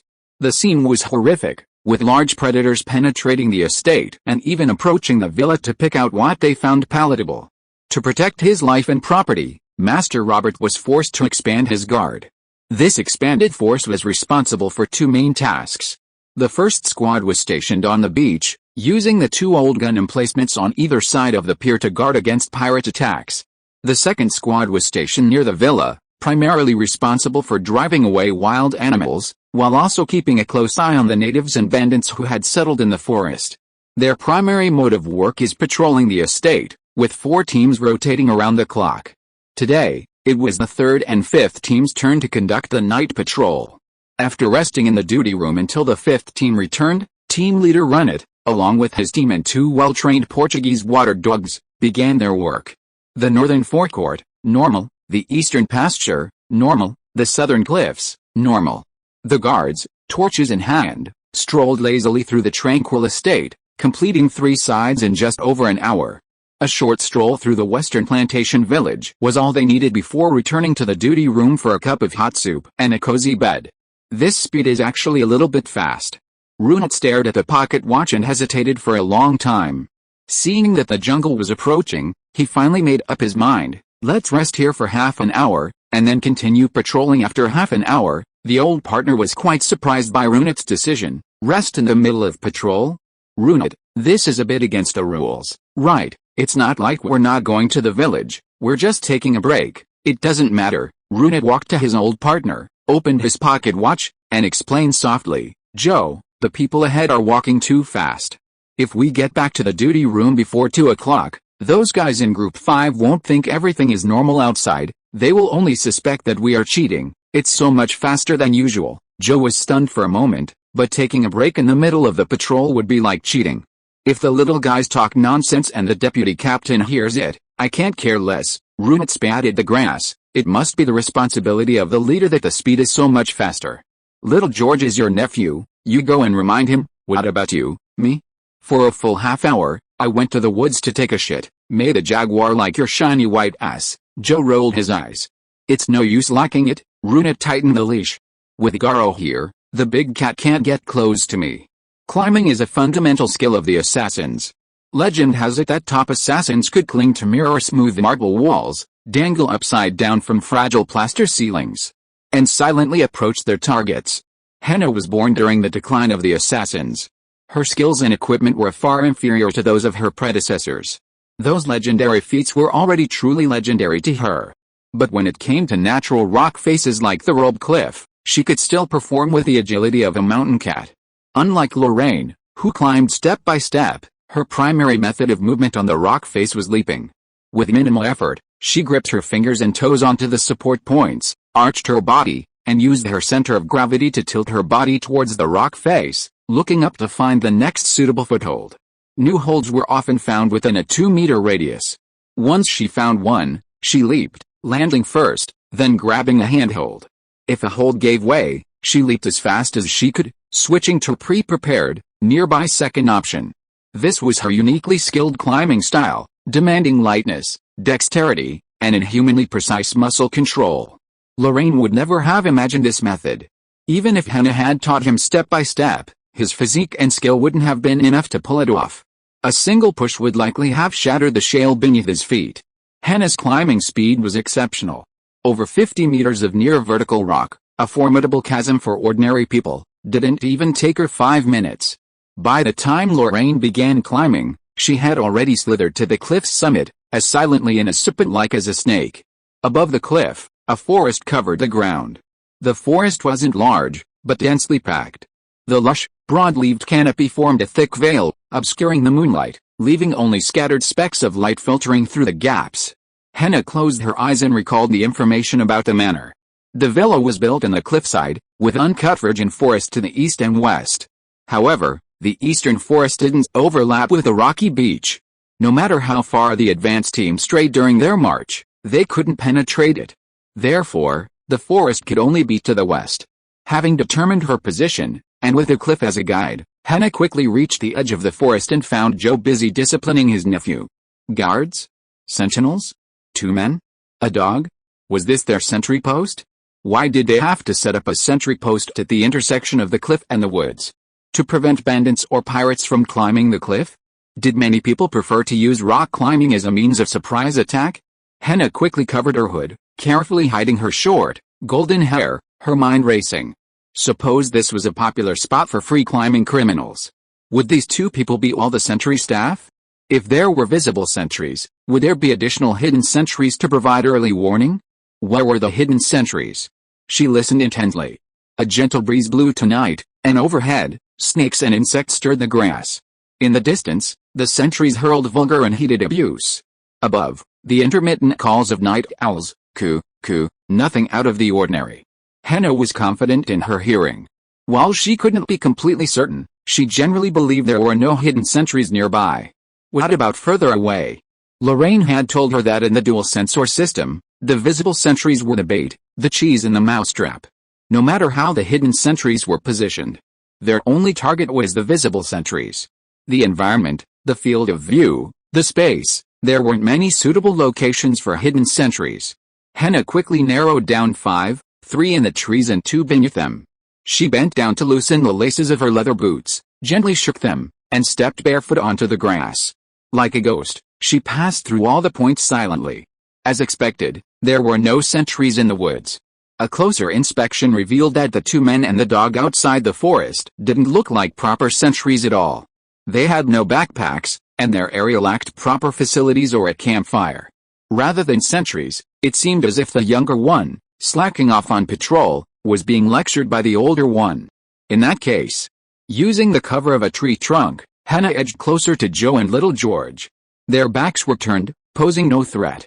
The water dog, on the other hand, lay lazily on the ground, but its motionless tail and erect ears showed it was still diligently on duty, never letting down its guard. Unfortunately, Henna couldn't let it hear or smell. A flash of cold light. A red velvet flying knife suddenly flew out of the woods, crossing the space in the blink of an eye and piercing the water dog's right ear before it could react, piercing its head diagonally, killing it instantly. Its head thudded to the ground with a thud, barely giving a whimper, and neither Joe nor little George noticed anything unusual. Having neutralized the greatest threat, Henna quietly climbed up the branch, pulled a thin sling from her pocket, and spun a noose. The noose was tossed out, fluttering gently, brushing Joe's nose and snaking onto his shoulder. Joe's curses abruptly stopped. Confused, he touched his chest, feeling for a thin leather cord. What is this? In a split second, Henna leaped from the tree, tightening the noose around Joe's neck. Joe struggled desperately, his eyes bulging, his body tilted, his feet dragging long trails in the grass. Little George was stunned. He saw a dark figure leap from the tree, drifting, soaring, and flicking its wrist right between his brows. Puff. A moment later, Joe's struggle ceased, and he dangled like a corpse from the tree branch. George and the water dog lay together, their blood forming a thick pool on the grass. Henna silently retrieved her leather leash and throwing knife, wiped them clean, and put them back in her pocket. The threat has been eliminated. Lorraine is almost up, time to go back. Chapter 173. The night is so beautiful. The night was truly beautiful. Following the winding curve of the cliff face, Henna walked alone through the woods. Pristine forests are far denser than cultivated economic forests. Even relatively dry, flat broadleaf forests transform into a deep, perilous place at night, like the Minotaur's labyrinth of death, hardly inviting a sense of beauty or well-being. But the cliff edge was an exception. Here, the true edge of the forest, the vegetation sparse, barely shading the sky. This was a natural boundary. On one side, the bottomless, secret realm of the night forest, on the other, a shimmering silver light, the boundless, calm sea. Henna felt as if she had found the intersection of the underworld and the heavens. Without the ingenuity of nature, without the grandeur of towering peaks and mountains, this ordinary coastal cliff suddenly blossomed into beauty, graced by the unique timing, weather, and location. Its sudden blossoming splendor instantly stirred Henna's deepest, girlish heart. That time, the beach in Hebesi was so similar to this place. Fine silver sand spread across the ground, a starry sky overhead. Enveloped in the radiance, she gazed across the sea, lost in the distant wall of fog. And then, Henna's face burned. She'd been seen. She'd clearly fallen asleep from exhaustion, yet she'd woken up so quickly. It would have been fine if she'd just woken up, but sitting back and watching silently, with that smile on her face. Was it blatant or furtive? Am I good-looking? Her face burned even more. Henna covered her face, biting her lip. That smug look. He's clearly just a younger brother. Really? Crack. A tiny, sharp sound suddenly drifted up from the cliff below, short and distinct.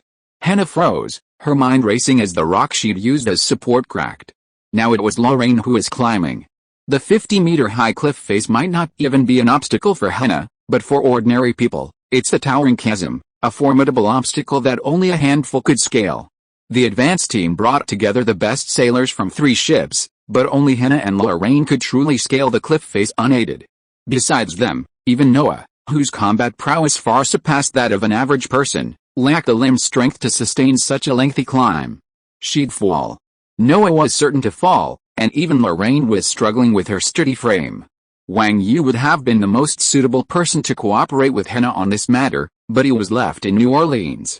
To ensure the success of the operation, Lorraine gritted his teeth and took on the most dangerous part. If something unexpected happened. Lorraine. Refreshed, the earth shook. Taking a dump in the middle of the night in a wild woodland infested with wild animals was a thrill. It felt like having an affair with a mistress outside the master's study. It felt like a unique thrill, teetering on the brink of life and death, with your heart threatening to leap out of your chest. For Runnet, a lifelong rule follower, he truly didn't want to experience this again. But standing by and forcing Joe to discipline little George like a twisted prisoner didn't seem like a good option. It felt as annoying as those sanctimonious priests. Thinking that way, it was better to take a dump and risk being carried off by a jaguar.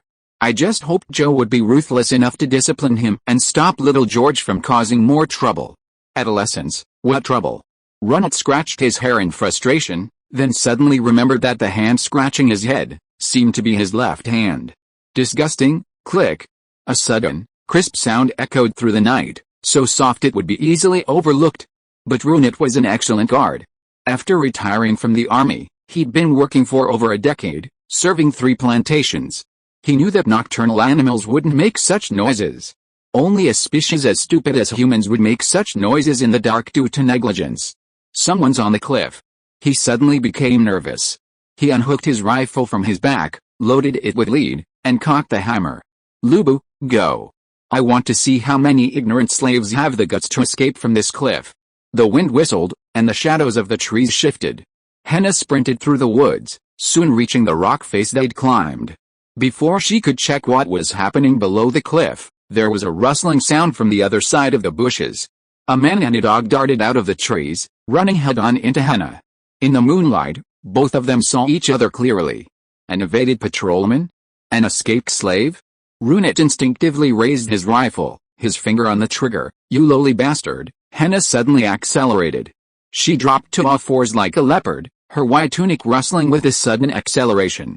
In just 2 or 3 strides, she accelerated, ducking to avoid the hound's attack. In a split second, she was in front of Runnet. With a push from her ankle, she sprang up. The sharp dagger, already in her palm, slashed against the copper cladding beneath the spear with a clang. Sparks flew as she yanked it forward. With a retracted, twisted movement, she severed the finger on the trigger.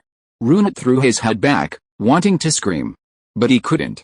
Henna's attack was a seamless one. She severed his finger and leaped into his arms. Her hand, gripping the dagger, slid upward like a lover's embrace, gently brushing against Runnet's raised neck, severing his trachea, blood vessels, throat, and vocal cords simultaneously. Blood gushed from the wound, turning into bloody mist that covered Henna's head and face. Her screams faded into a shriek. Runnet was thrown to the ground in despair, twitching, his eyes blurring. The hound, missing its first strike, swung back for a second attack. Henna braced herself and twisted, her gaze shimmering only to the white fangs. It was too late to dodge. Henna took a deep breath, lying flat on the ground, curling up, completely hidden within the hound's belly. She clamped the dagger in her left hand, her teeth clamping around it. Her free left hand grasped the hound's forearm, her right hand holding the blade to deflect the other claw. She raised her head. She lifted her neck high, her forehead pushing against the hound's jaws. The sharp blade pierced its slick fur, and she shook her head with all her might. Warm blood poured down on her face, and the dog's sturdy body suddenly went limp. Henna stretched her body, kicked her legs, gritted her teeth, and threw the dying hound high into the air, throwing it off the cliff. Target cleared. She breathed hard, her pupils suddenly shrinking to the point of pinpoints. Cliff. Lorraine. Henna jumped up and scrambled towards the cliff. Under the bright moonlight, Henna was just a dark silhouette to Lorraine, but Lorraine was clear and distinct in Henna's eyes. Lorraine was fine. Although he looked a little disheveled, with only a few fingers barely clinging to protruding rock, he was more than a meter away from where the dog fell. He might have been a little frightened, but he was definitely not in trouble. Great. Henna breathed a sigh of relief, stretched out her arms, and waved a flag to Lorraine. 3 sentries, 2 patrol dogs, all cleared. It was a dog that just fell. There was an accident during the cleanup, but it didn't alarm the villa. Don't worry, the dog is far away from me. Lorraine adjusted his footing and racked his brains to express what he wanted to say with one hand. Stay alert, I'm coming up. Chapter 174 Nobility and Justice. The success of the climb meant the advance team's operation was largely successful. Lorraine struggled to climb the cliff face, and upon looking up, he saw Runnet, dead in a horrible state, followed by Henna, covered in blood, her hair plastered to her cheeks. Henna had never, in her memory, looked so miserable. The assassins considered killing an art form. Unlike Lorraine's blunt strokes, Henna always retained some strength during combat, using it to calculate the angle and direction of the cut. A single strike was the primary imperative, while controlling the flow of blood and preventing it from splattering was the secondary. These 2 imperatives gave Henna an air of grace and ease when she killed. And indeed, they did. They had known each other for over 3 years, and whether in fierce battles for ship capture or on land against pirates or even wild beasts, Henna never seemed to be stained with blood. What had happened today? Lorraine blinked in confusion, Could the man lying on the ground be some sword master from the mountains? He's just an ordinary guard. He uses a gun. Then you look like this. Hina wiped her face depressedly. I seem to have been a little slack during this period, so it seems that I have been a little slack too. Is it a period of fatigue? Fatigue. New Orleans and Lucy, smuggling and mercenaries, both lines have been in turmoil recently. You haven't had a rest for a long time, right? Even when you were at the manor, you weren't always watching Belle. Hina was stunned for a moment. Maybe. Lorraine stretched lazily, untied the noose wrapped around his body, found a big tree to wrap it tightly, tied it tightly, and finally put his red headscarf on the rope, shook the rope, and sent the headscarf to the bottom of the cliff. Well, after Operation Halloween is over, you can rest up at the manor and don't participate in the smuggling operation in June. No need to rest. Henna shook her head coldly. Belgidia's position isn't fully settled yet, and that smuggling route isn't secure. You don't have anyone to replace the scouts, and my absence will be inconvenient for you. If you collapse from exhaustion, it will be even more inconvenient for me. No, you won't. You can rest at sea. At sea. Lorraine resisted the urge to lecture. Henna was being particularly stubborn today, as if she'd gotten stuck in some horrific dilemma that even a steam locomotive couldn't pull her out of. So he wisely gave up trying to persuade her, took out his water bladder and handkerchief, and silently helped Henna clean the blood off her face and hands. By the time the cleanup was almost complete, the prearranged strongmen, led by Acheron, had already climbed up the cliff using ropes. Then, together, the 8 of them set up 2 sets of rope ladders on the cliff face. More and more advanced team members climbed the cliffs. By 3 in the morning, all the members had finally assembled, and command of the operation was returned to John Leshed. Robe Manor consists of 4 parts: the villa, the dock, the ranch, and the plantation. Our spies have already scouted their terrain and personnel composition. Given this, there shouldn't be any accidents during the operation. This is an order. Leshed tapped the topographic map in front of him, wielding a lantern. Of the 4 locations, the dock has the largest number of guards. I will lead them personally, with 6 squads. The plantation has over 200 slaves. To seal off all entrances and exits and prevent any leaks, we'll need 3 squads. Idiot Harry, you'll be in charge. Yes, sir. The ranch isn't populated, and there aren't any guards there. President, you can have Acheron lead a squad with just a few servants. It won't be a problem. Lorraine chose the commander without hesitation. Acheron nodded lazily. Don't worry, there will be no problem. Then arrange it like this. Leshed did not comment, and pointed to the villa. There are only 2 squads left, 20 people each, at the villa, President, or we can withdraw squad from the dock. Lorraine smiled and shook his head. I am a privateer.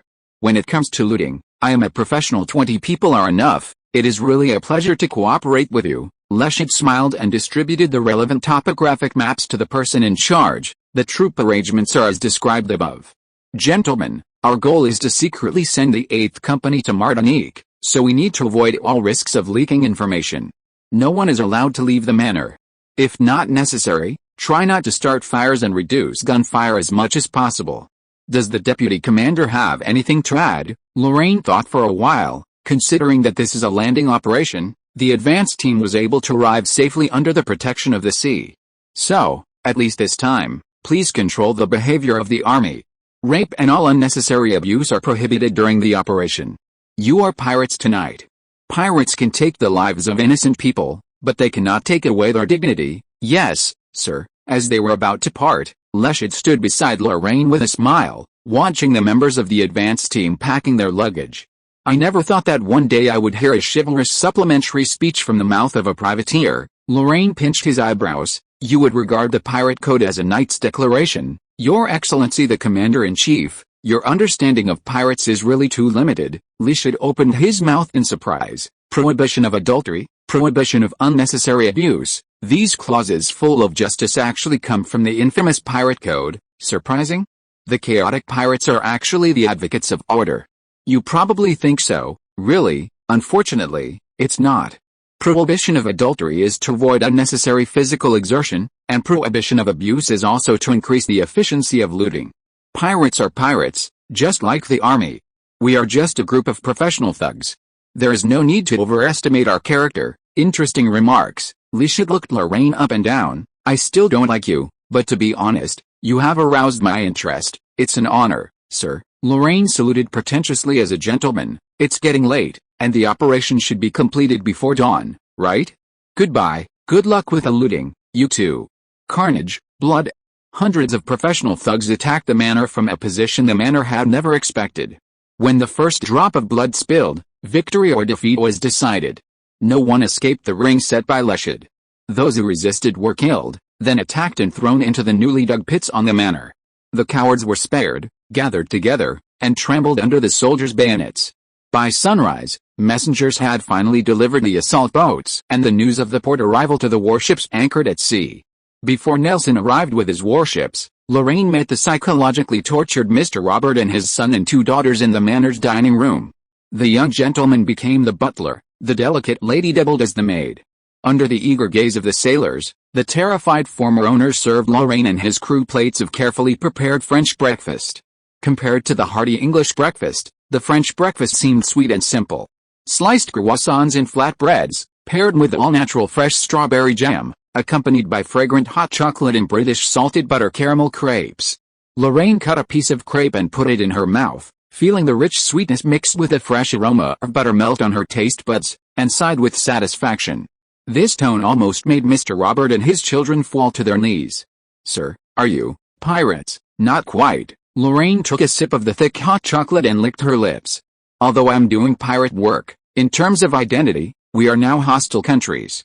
My action should be called an invasion. Invasion? You are British, the British Royal Navy's New World Fleet Special Operations Unit. Our mission is to disrupt everything in Martinique and lay the foundation for victory in the upcoming Battle of the Windward Islands. Mr. Robert slid down the chair and under the dining table. By the time the children helped him out from under the table, his face had completely drained. You're telling me such a secret, aren't you? You're a gentleman. You and your family deserve the protection of civilization, Lorraine said, wiping his mouth and setting down his napkin. Sir, your daughters are beautiful. Seeing their faces unscathed and their clothes unruffled, I know my soldiers have done their duty. I will do my duty, too. From now on, until the end of the war, you and your family will be prisoners of the Royal Navy and temporarily housed in a prisoner of war camp in Barbados, until this foolish war is over. Of course, during your captivity, your estate and property will be temporarily used by us. We promise to do our utmost to avoid irreparable damage to them. This is a simple authorization form, please sign it before you board the ship. As he spoke, Noah handed Mr. Robert a simple, hastily written document and a quill filled with ink, pressing it into his hand. Mr. Robert could no longer tell whether he was feeling joy or sorrow. Lorraine classified him and his family as prisoners of war, meaning he wouldn't have to endure the looting and the subsequent ransom costs, nor would he have to worry about his life. However, the manor was likely to be completely looted by these British soldiers. Lorraine had also stated that the authorization was dispensable and that the British wouldn't leave him much, whether he signed it or not. Disaster, this was a disaster. Mr. Robert let out a bitter laugh and solemnly signed his full name at the end of the authorization. You are a noble gentleman. Officer, thank you for your kindness. P.S. Miss Isabella Roberts' tearful food lecture, caramel butter crepes. Crepes originated in Britain and flourished in France.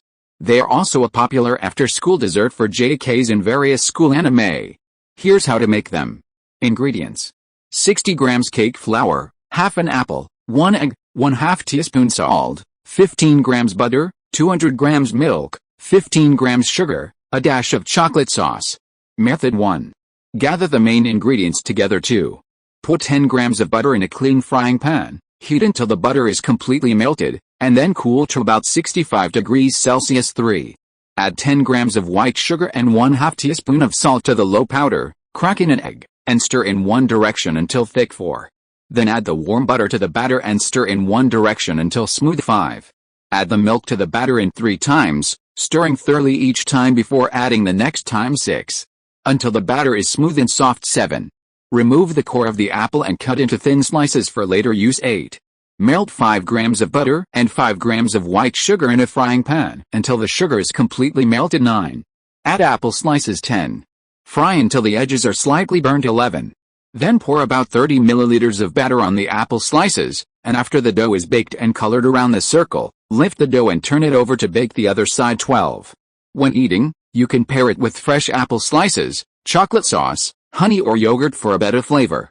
Chapter 175 Scout. As the sun rose, the fleet finally rounded the eastern tip of the Kalahari Peninsula and, guided by the pilot, docked at the private pier at Robe Manor. This was a small, single-plank pier, similar in layout to the exploration pier in Bashoba town. A long wooden plank road was built on the shallow sandy beach, extending forward until the water reached the required depth. Robe Pier, built to the 7.4-meter commercial port standard, was considered medium-sized among docks, easily accommodating Tier VI ships. The outer main berths could barely accommodate Tiers 4 and 5, and with the exception of the rare giant merchant ships, it could generally meet the draft requirements of all merchant ships. The Halloween fleet consisted of smaller ships not in the battle line. The Badger and Wasp were Tier VI, and the Golden Hind was Tier 5, so entering the harbor presented no obstacle. Soon, the three warships anchored, and Nelson and Collingwood disembarked, joining Lorraine, who was waiting on the plank road. Nelson looked weary.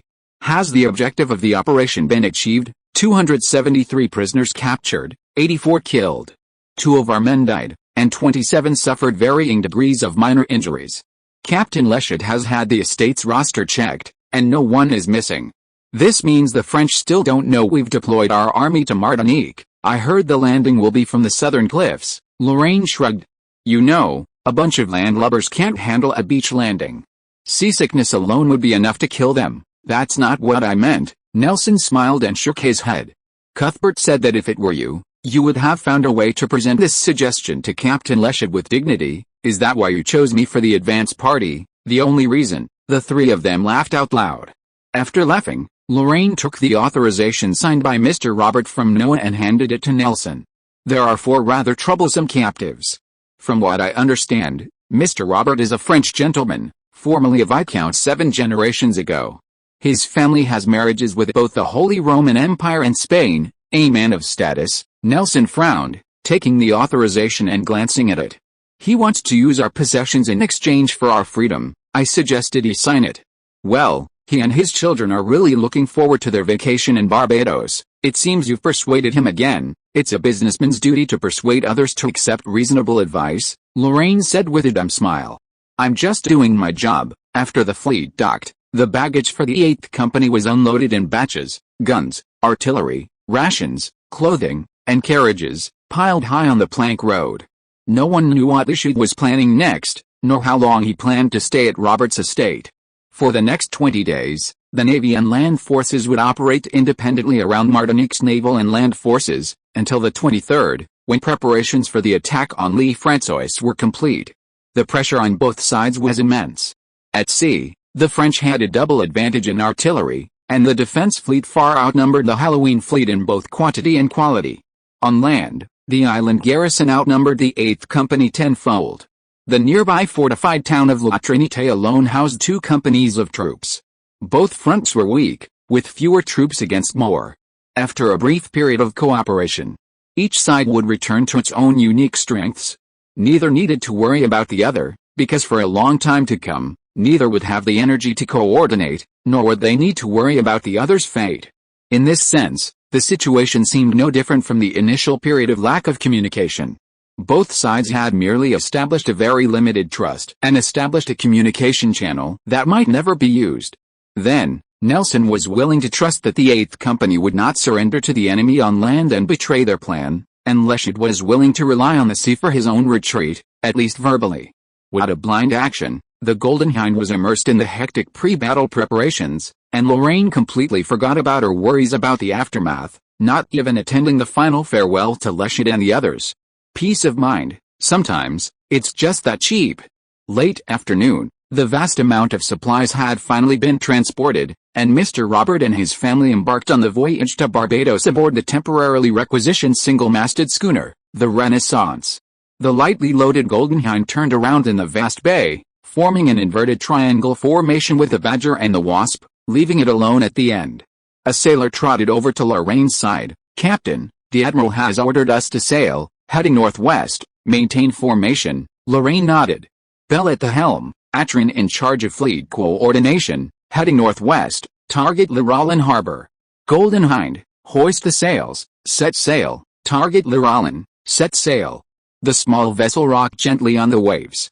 This was the Family Glory, a schooner with an enlarged cargo hold. The family glory and the Renaissance were both properties of the Robert Manor. As their names suggest, they embodied Mr. Robert's grand dream of reviving his family.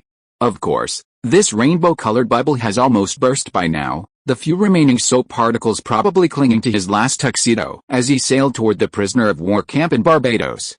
The family glory served as a scout for the Easter Fleet, appearing off the coast of Lorraine last night. Like a proper fishing boat, it cast its net after net, praying for the ocean's bounty. Every sailor of this era believed in the presence of ocean spirits, Njord, Poseidon, Mazu, Aia, Lulox. Regardless of the name, whether male or female, they tirelessly watched over the sailors' physical and mental well-being. Those with ulterior motives were not favored by the ocean, just as the family glory kept casting its nets, yet its catch was no match for Lorraine's fishing rod. Another stupid fish was caught, a salmon weighing less than a pound. Lorraine glanced at it with disdain, struggling over whether to let it go or let white ears destroy the evidence. Before he could figure out what was going on, Noah approached, picked up the bucket, and poured all the fish and shrimps in it back into the sea.